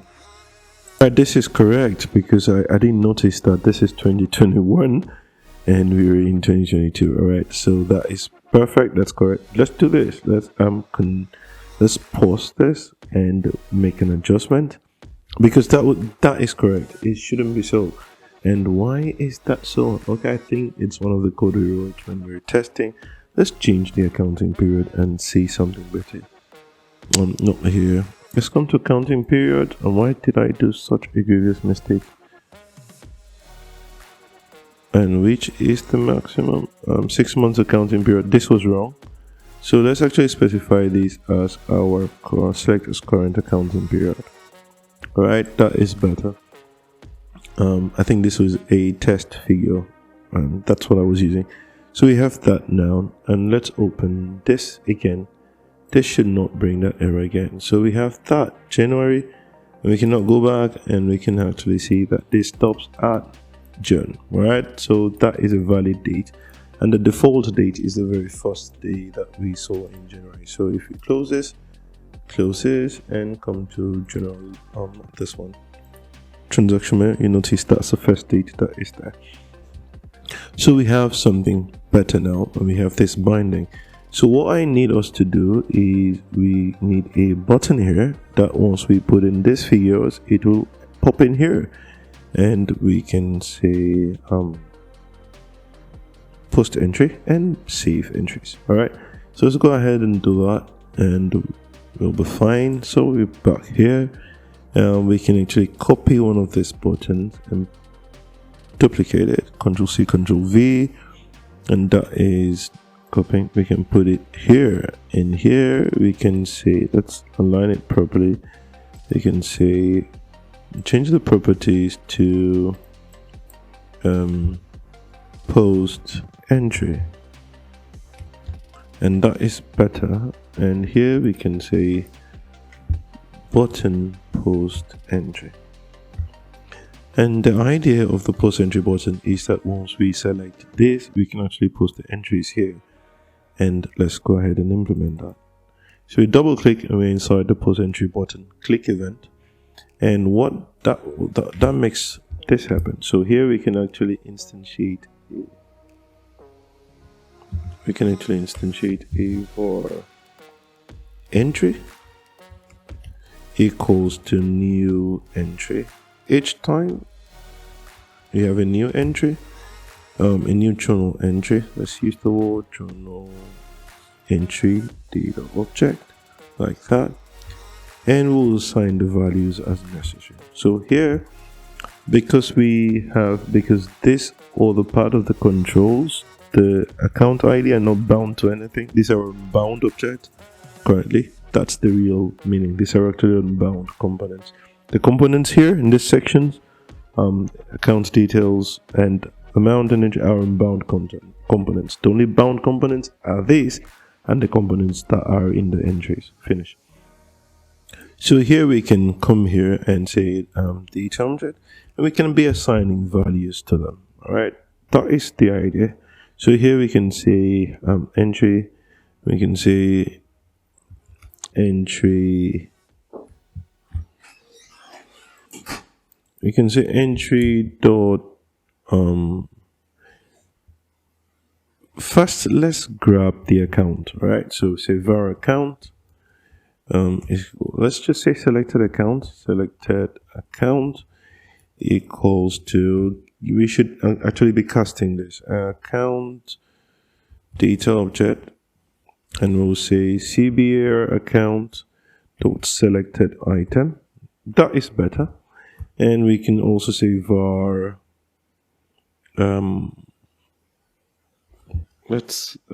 so selected account. I think that's the only thing we need in that place. So we say if selected account is not, let's use this, is not null, we can go ahead and do this. We can say entry equals to entry dot account ID equals to selected account dot ID. That is better. We can say entry dot account details equals to selected account dot account details. There should be something like that. Account should have some form of details. Yeah, they do. And we can also say entry dot entry type equals to entry type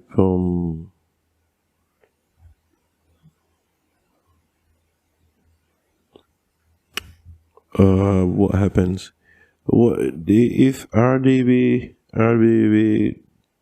debit dot checked is true. If RDB debit dot checked, if that is true, then this should be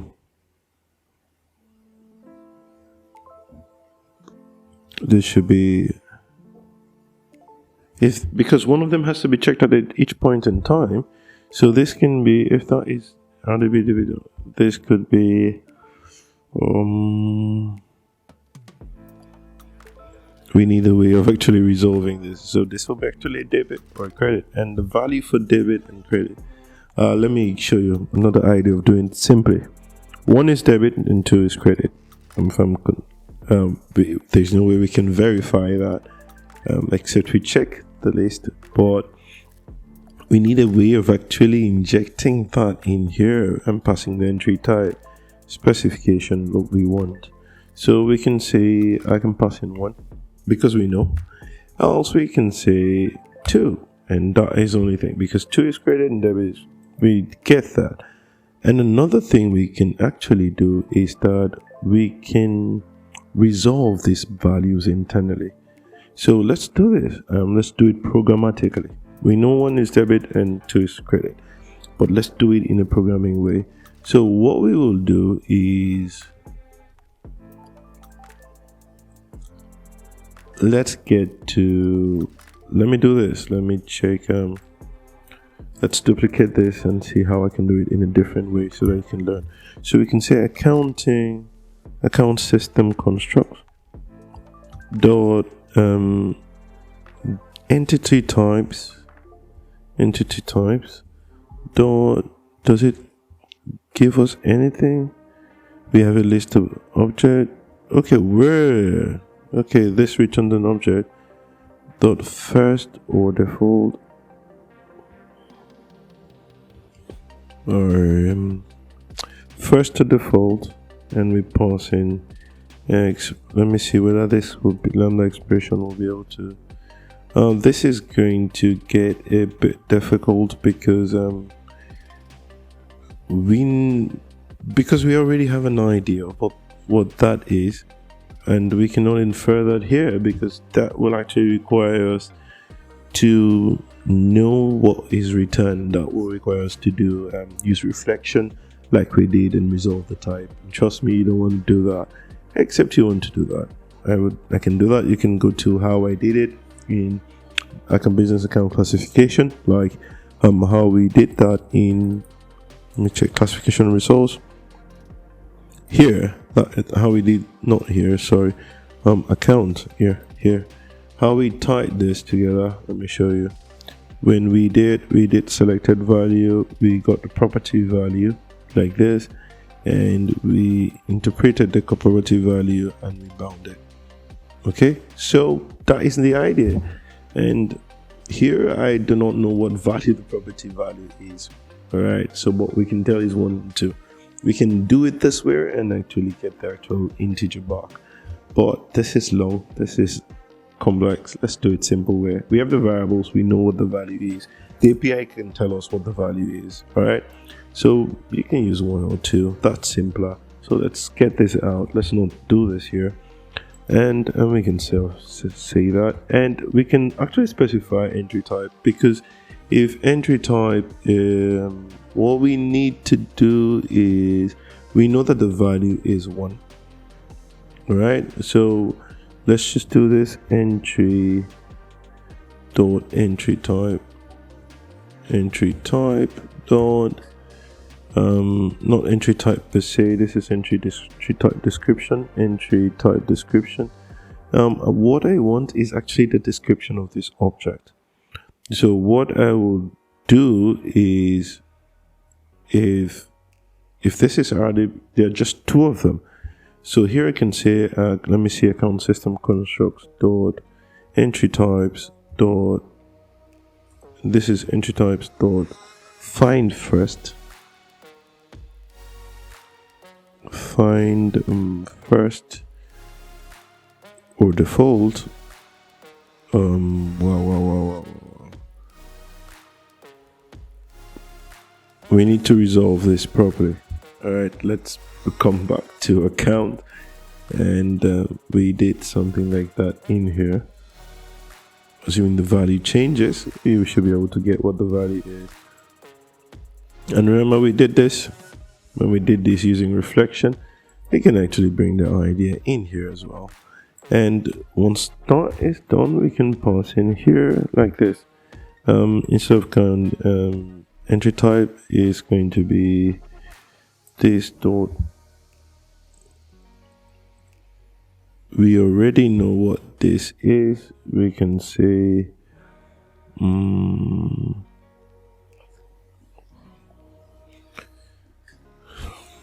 it's much simpler, right? Let me not crack your brain, let me not crack mine.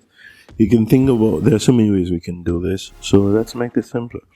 So we can say if entry type is entry, if entry type dot entry type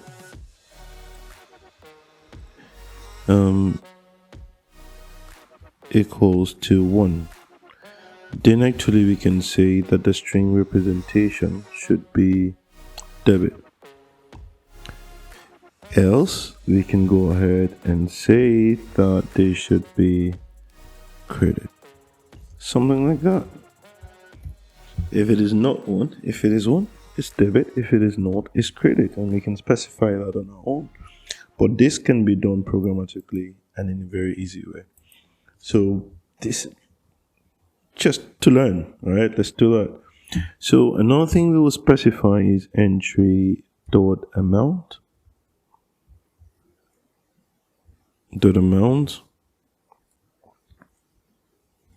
equals to text amount dot value. I think that is it. All right, so we can have those. And another thing I remember that we can actually format these amounts like to see, so it shows a currency. But let's keep this in here like this. And what we need to do is, this can be very simple. All we need to do, if once we specify the values, we can say that journal entries dot add, we just pass in entry, and that should pop up on the screen. All right, that should pop up on the screen, and let's see what happens when we click the button. This should be the process that kicks into play. All right, so let's go and check this out and have a feel of it and what it is.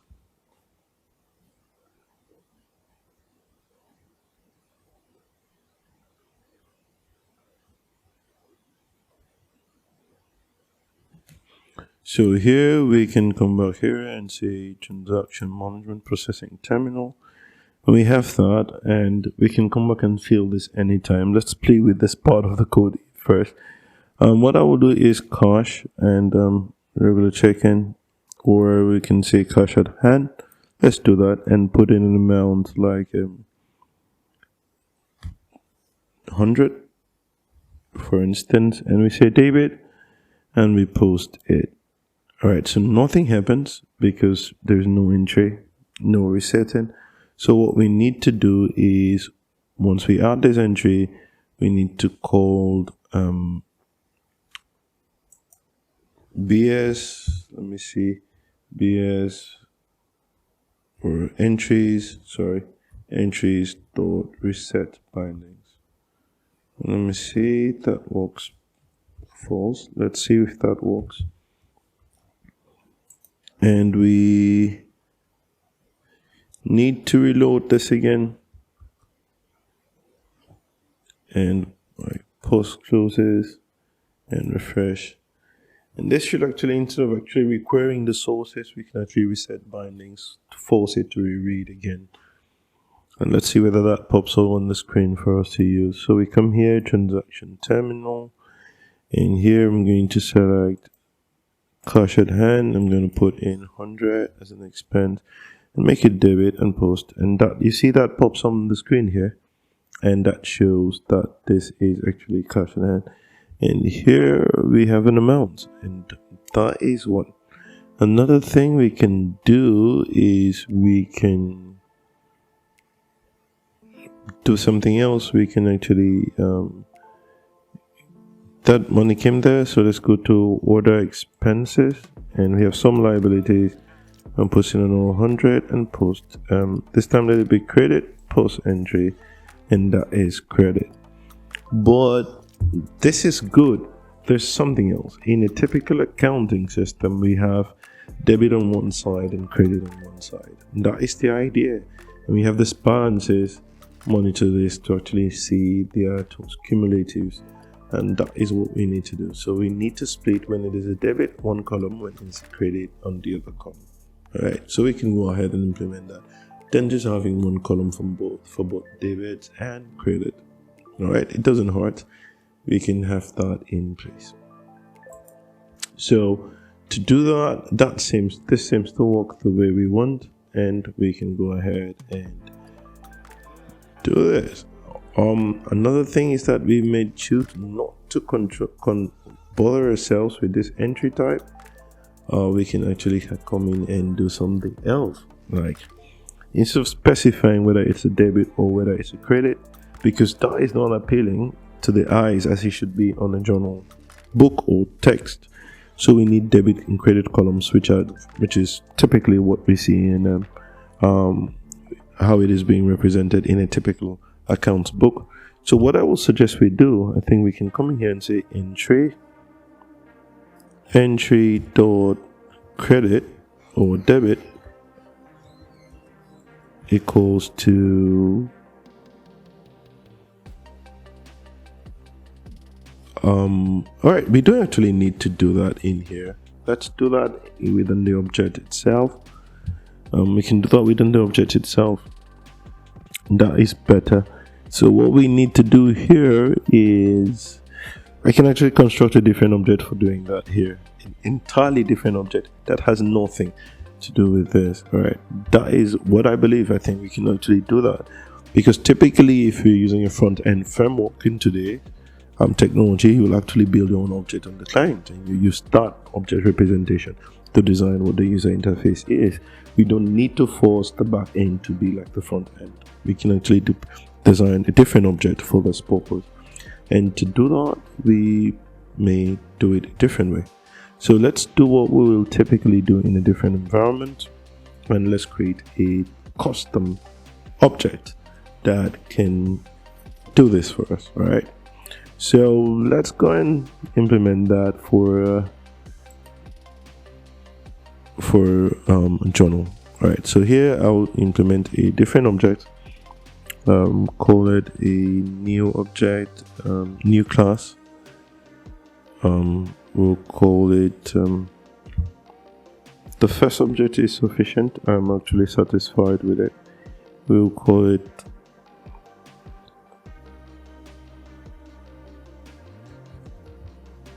journal entry object or journal entry model. We can do that, and here it's public. We can define what we want, to save our time we can come here and copy this, go in here and copy. We don't need this, we just need the account ID, and that is what we need. And copy this and come to journal entry model and build our own model. Let's do this. And this is what we need, right? We need the entry type to tell, and we need the amount. Alright, that is good. And what we can do at this point in time is we can actually have a different type of object. So here we can actually design this to be public amount we can make it a string. All right, let's make it a string, so we can say string, and here we can say debit. This debit happens if entry type equals to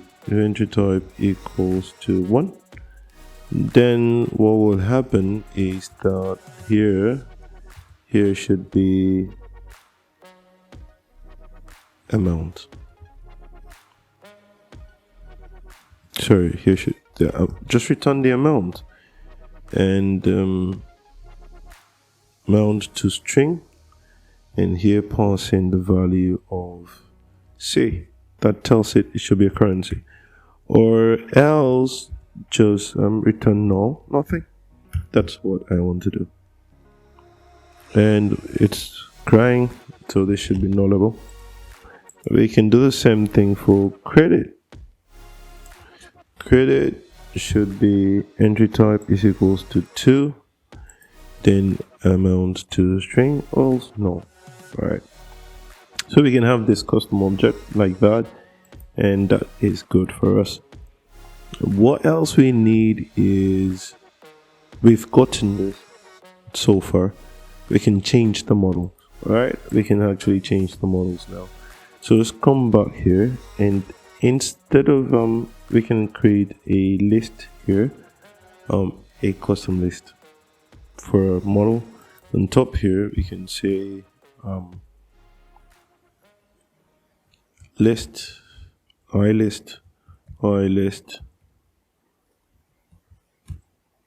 we call it journal entry model.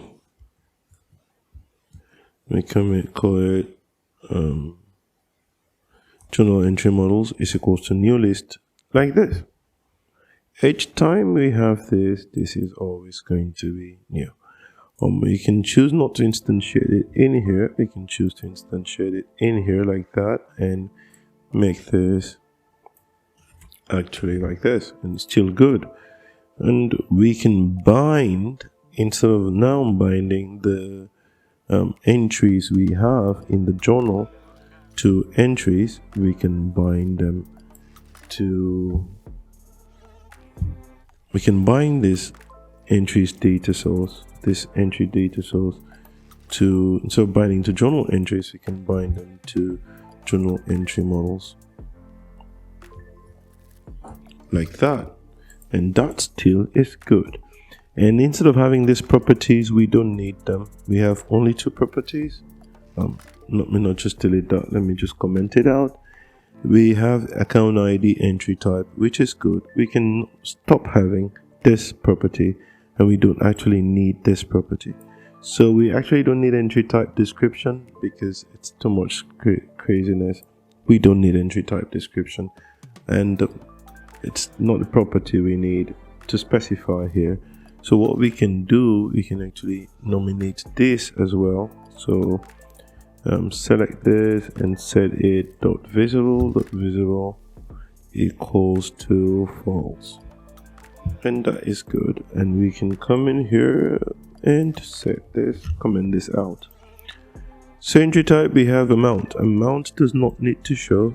We can actually copy this and put it in here, like duplicate it, and change this to as well. Just duplicate this and comment this out.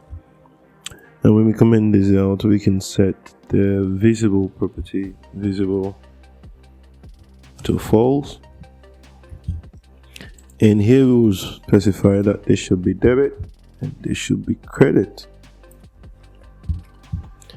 And here we can specify the properties we want. Debit, debit. And here we can specify the properties we want.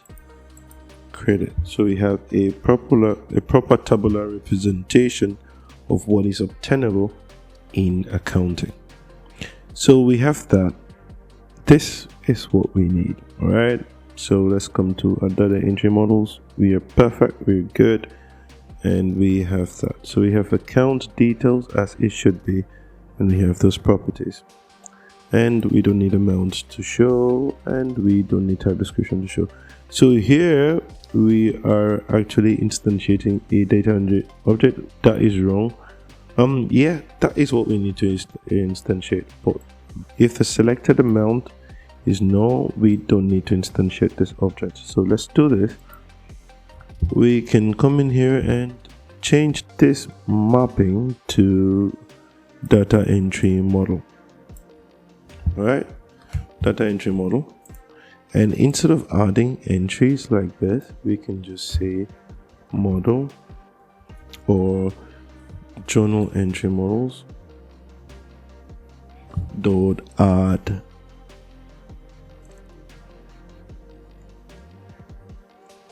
dot add entry, and this dot reset bindings. We can actually do that. So let's go and have a good look at how this is on the screen, and we will actually have an idea. We don't actually need to do this debit and credit for now. We don't need that. It's not necessary. So let's run this and see if we are on track. So let's open this. We've passed in the amount and the value, and let's see what we get on the screen, whether that is what we want. So we can come to transaction processing terminal again. We can post a transaction. First we select cash at hand and we put this to 100, and we make this a credit and we post entry. Right, so we have cash at hand debit, which is good, and that should have been credit. We can come in here and change this classic. Let's expand this so we can actually appreciate this. So we can come in here and change this to other expenses, some liabilities, 100 as well, and we'll put it as credit and we post entry. So we have credit, debit, credit, debit. Debit is supposed to come in before credit, and I don't like the arrangements, so we should make that proper. So this is what we want, right? And this is how it should be. And credit balance and debit balance box must actually be the same. All right, so that looks perfect. Let's close this, and we've gotten that formatting properly. So this display index is 0, this is 1, this should be 2. All right, this should be display index should be 2, and that's how it should be. The next thing we can actually do is that once we've added this successfully into the entries, we can do a whole lot of other processings inside this. We can specify that the LBL debit balances should change immediately. .text equals to, we need a summation of everything we have in the credit in that model. So we can say, we can assign this first and foremost. We can determine which balances we should process, or we can process both balances. So let's process both balances and actually have an idea about it. So here we can say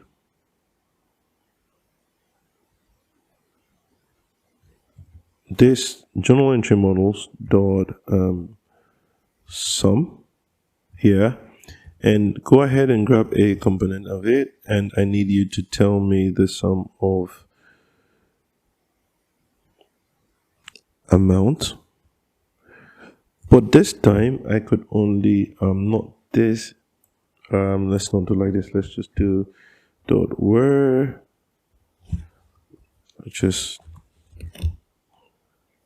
Let's put a where clause that says get this where entry type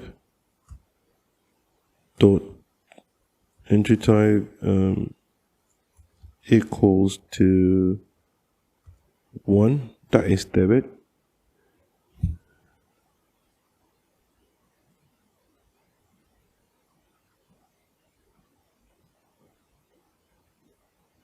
Alright, that is debit. Then dot select whatever you get there, just go ahead and whatever you have there, let's select that and give me the amount, or not select, sorry,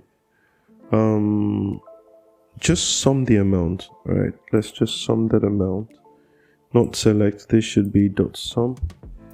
Yeah, sum the amount of whatever you get there.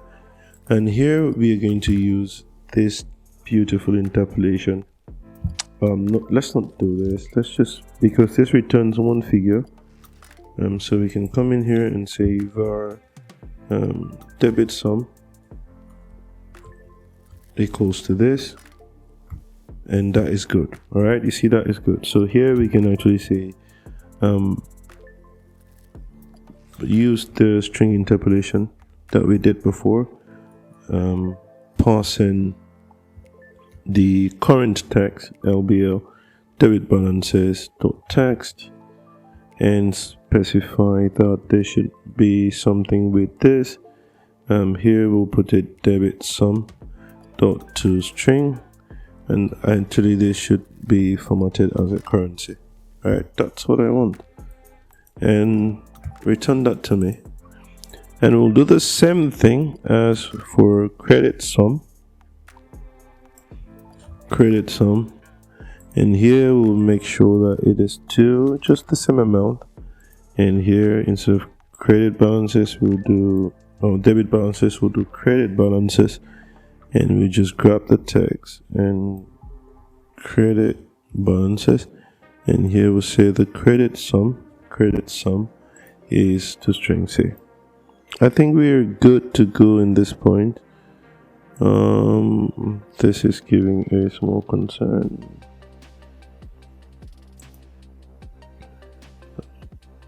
We should escape this properly. So we can, first let's be sure that this is actually working the way we want. And that is one way, and we can do this. Let's go ahead and check this out, that because I forgot to check the formatting, whether the formatting was proper or not, and we need to check that if we have the appropriate formatting in place for that particular, to return that as a currency. So we have this, and we can go ahead and do the traditional thing of cash at hand and pass in 1,000. Let me use 1,000 this time, and post entry. Well, the formatting works now, and it's turning in my local currency, which is Naira. And we have this here. This is good. It's updating. Let's change this let's change this to other expenses, some liabilities, and make it credit. And we can make this, let's make this 500, or yeah, 500, like that. Let's make this 500 and post it. This is just a demonstration. All right, that is good. And we're actually getting this debit balances are not correct. Now let's make another one, which is transportation, office logistics, 500. Let's post it as a credit as well. So this is how this formatting is proper. And but what I don't know is this credit balances are not updating as it should, as they should update. And let's go ahead and have a look at that, and let's refactor this to do the right thing. So here I'm actually getting what we want per se, but the credit balances, I think there's a problem with the toString method we're actually using. We can actually call this outside here and stop disturbing yourselves. So let's actually come in here and do call toString, see, at once, and here dot toString, and that will find a proper expression, and this is going to look readable, and that is good. So we can have this credit sum and debit sum. That looks better. And we, from every indication, we don't need this. We just need to pass in those criteria like that. So that is good for me. Now let's come back to the form object itself, the form of the form object itself, and come to transaction processing terminals, and let's have a look at this again. This looks somehow unbalanced. We can actually reduce the fonts of just these two properties so that we can have room to do more. Alright, so except we want to bring them down here, but it's not necessary. So let's have this. This is 25. We can put this to 8 and make them bold, and we make it bold. And now do the same thing here. Alright, both properties are updating as I will desire, and let's put them there.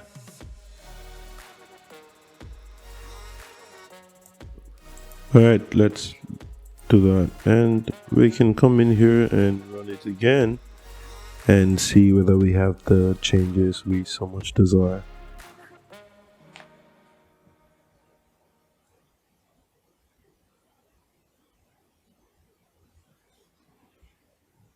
So here we can maximize this and come to the processing terminal again, and we can do this again. So here we'll come to stockholders equity, and we say cash at hand. We'll put this to be 1000, and this time let credit become the very first entry. Whatever order you post the entry, doesn't matter. So here we can come to order expenses and put some liabilities as debit, and we post it. Alright, so this is actually, alright, I noticed what I didn't notice the first time. Since we have an existing text there, that is actually reusing the existing text, and that is not what we want. We want this to be actually different, but the idea is correct. Alright, so let's come here and not use the re-existing. Let's not do that. Let's actually give this text a, so we can remove this.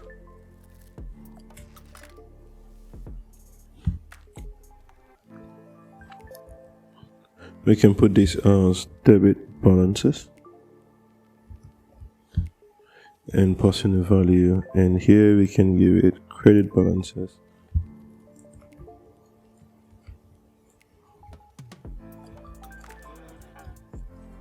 And that gives us a value. And that is better. That would be good enough for us. So we have that in place now, and we have something that can actually allow us post a transaction and manipulate that well. So that being said, we can come in here. We've bound every properties and the account name, and it seems to work. What I will do is actually create a save entry before now or after now. What I will do is post entry. Let's go and manipulate this. After this is done, I would like us to reset the entries themselves.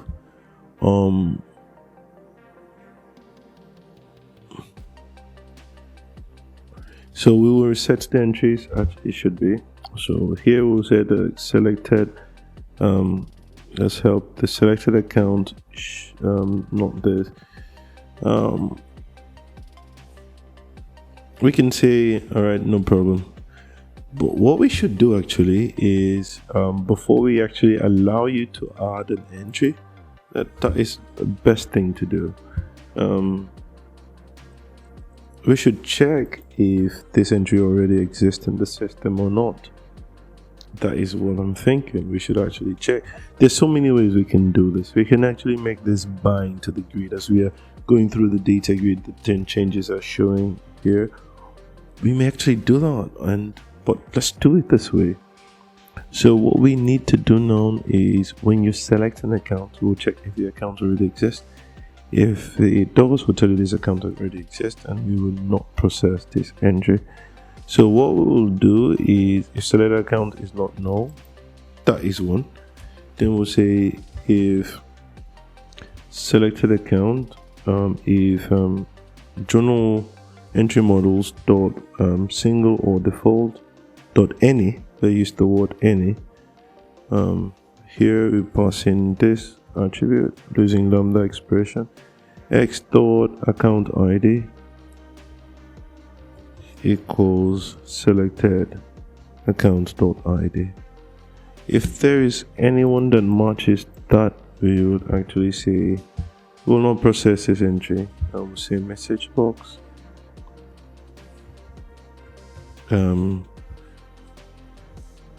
Choose a different account to proceed. That will actually help the user each time we do that. And message box dot show, and here we would return and not process the rest of the instructions.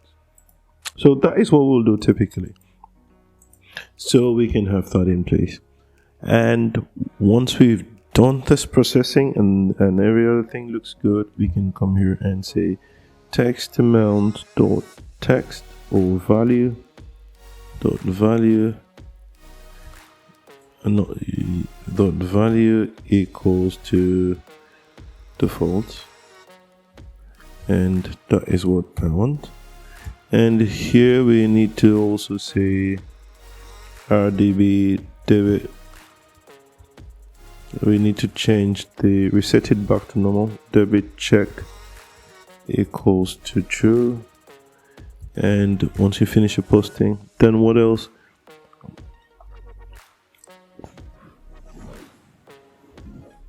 Right, that is good. We can go ahead and leave those two.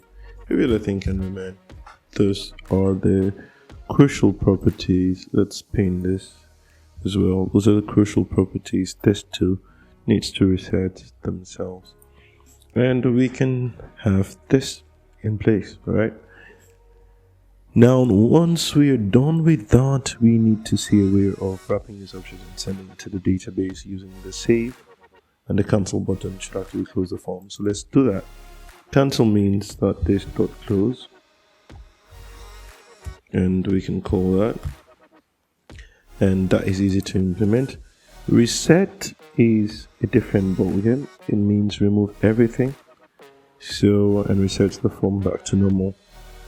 We will do that. So let's come to save first. So when you click on save, we should actually create an object and grab them and process it in a database. So what happens here is that we are going to loop through the journal entries and check that they are balances. So first, before we actually allow this to you to save this, we must check that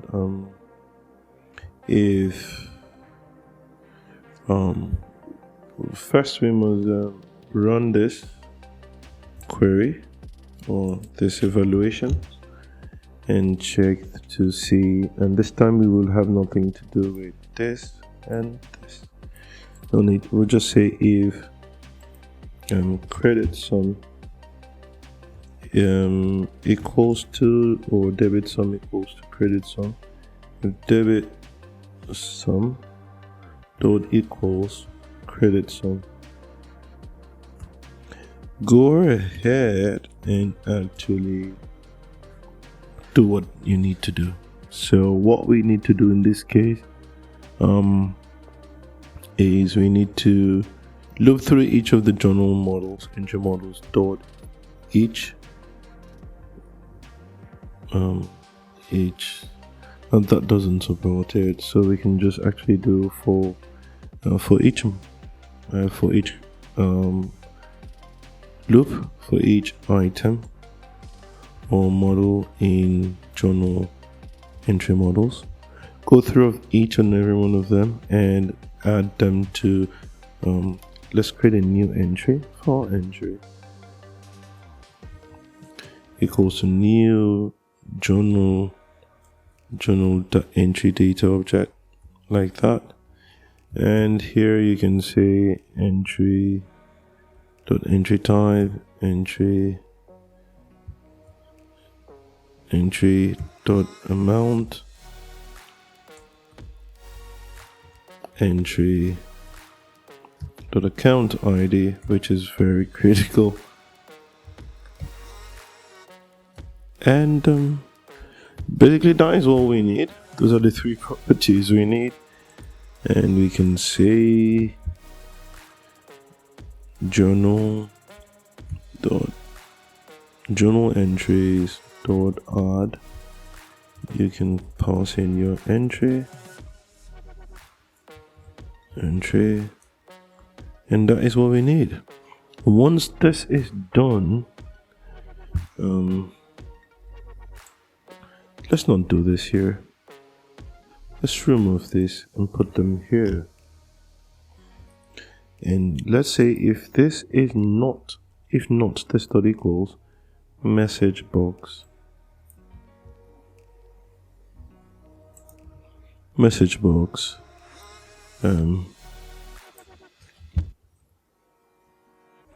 improper balances, and we return it. But if it is okay, you can come back here and continue. Alright, so what happens is once this and all the entries are correct, we can actually call on the journal service or service, which is typical, and we can say save journal, and we can pass in the journal we have, and that is what we need. So save journal actually returns a GUID, so we can say var result equals to save journal if result is not equal to GUID.empty.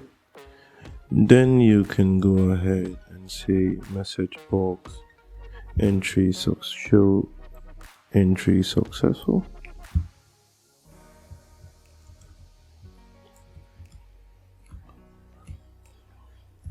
Entry successful. We can go ahead and do that. Where you show else,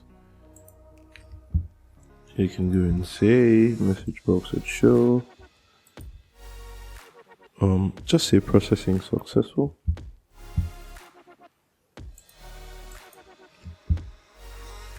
Just use the word processing, journal processing successful.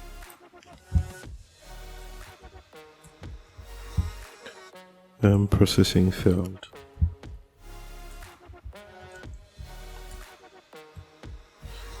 And that is good enough for us, alright?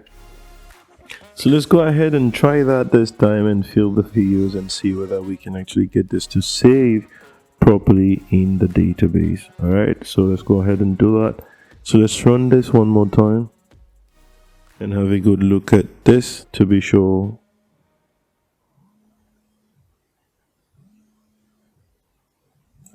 So we have this here, so let's test this out, and we can come into processing terminal and we fill this form like usual. Let's select Friday, put in a reference code. We select this as simple entry, make this a general. Right, it's some transactions testing like that, and here we would select this stockholder's cash at hand, and here we'll put 2000 as a figure, make this a credit, and we actually post this. The next thing we will do, we'll select order expenses, select some liabilities and put this as 600 and make that a debit and post it. Let's try saving this and see what happens. Improper balances. You see, that doesn't work. That actually shows these are improper balances. So we can have that in there. So we can select transportation, we say office logistics. We can make that to 1400, so we can actually have a balance entry, and this time should be a credit. Also, there's a problem. We have debit to be 400 and credit to be this. There's a problem, so we need 2800 to have a balance account. So we also need to come to stockholders. Yeah, I did a mistake. So we will say Thompson's. All right, let's select this and put 2800 as credit or debit. Sorry, and have a post, and that should be balanced now. All right, that should be balanced. So we can go ahead and actually save this. It looks all okay. Yeah, we hit a problem. A valid accounting period is required. I told you if we fail that our processing will actually hit a roadmark, a bomb. All right, so that is good. Let's go ahead and resolve this. So we actually forgot something when we were designing this form. We forgot that we actually said that it's vital for us to make the settings proper. So now that we are in this entry, we need to, and everything looks better. Before we actually process a journal, at this point in this line of code, we can specify that the journal dot accounting period ID equals to journal equals to current accounting period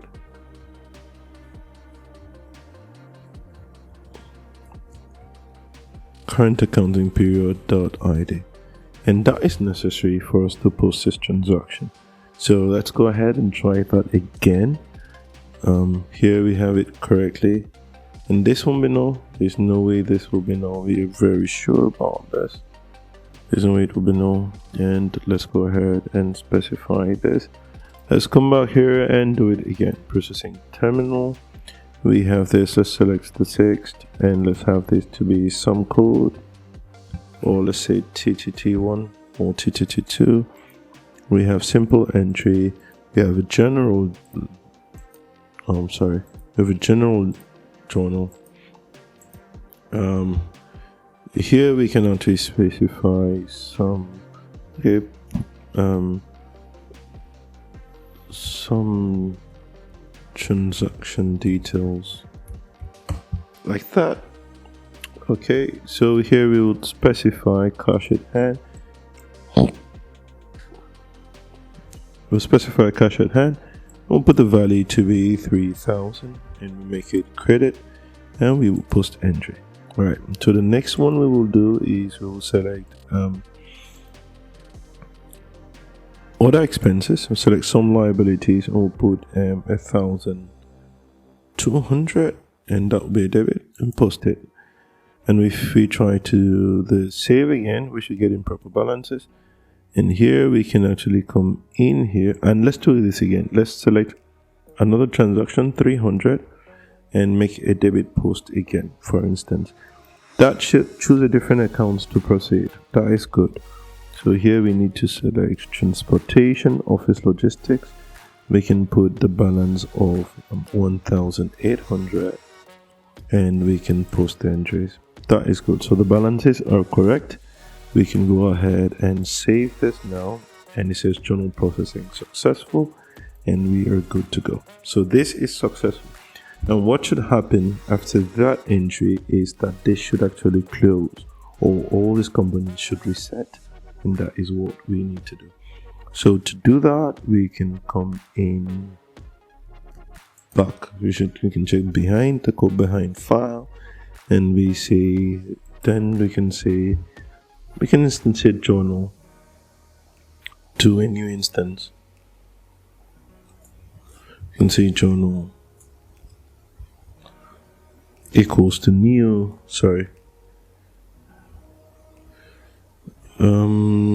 we can say journal, not this, journal equals to a brand new journal object, journal data object, like that, and the rest. And we can also say that the journal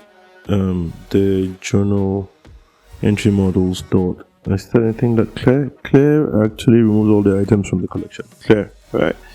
And that is good. And we can also say that we can call BS binding sources or no entities entries dot reset bindings equals to false, and not equals to text in a false because the metadata hasn't changed, and that will actually reset the whole form back to default. as it should be. Right? That should do that as it should be. And that is good. Now, we've posted the transaction. It shows the transaction is in the database. How do we know that it's in the database? How do we confirm that this transaction is in the database? There should be a way for us to resolve that. And that will be the next thing we will be doing in this series.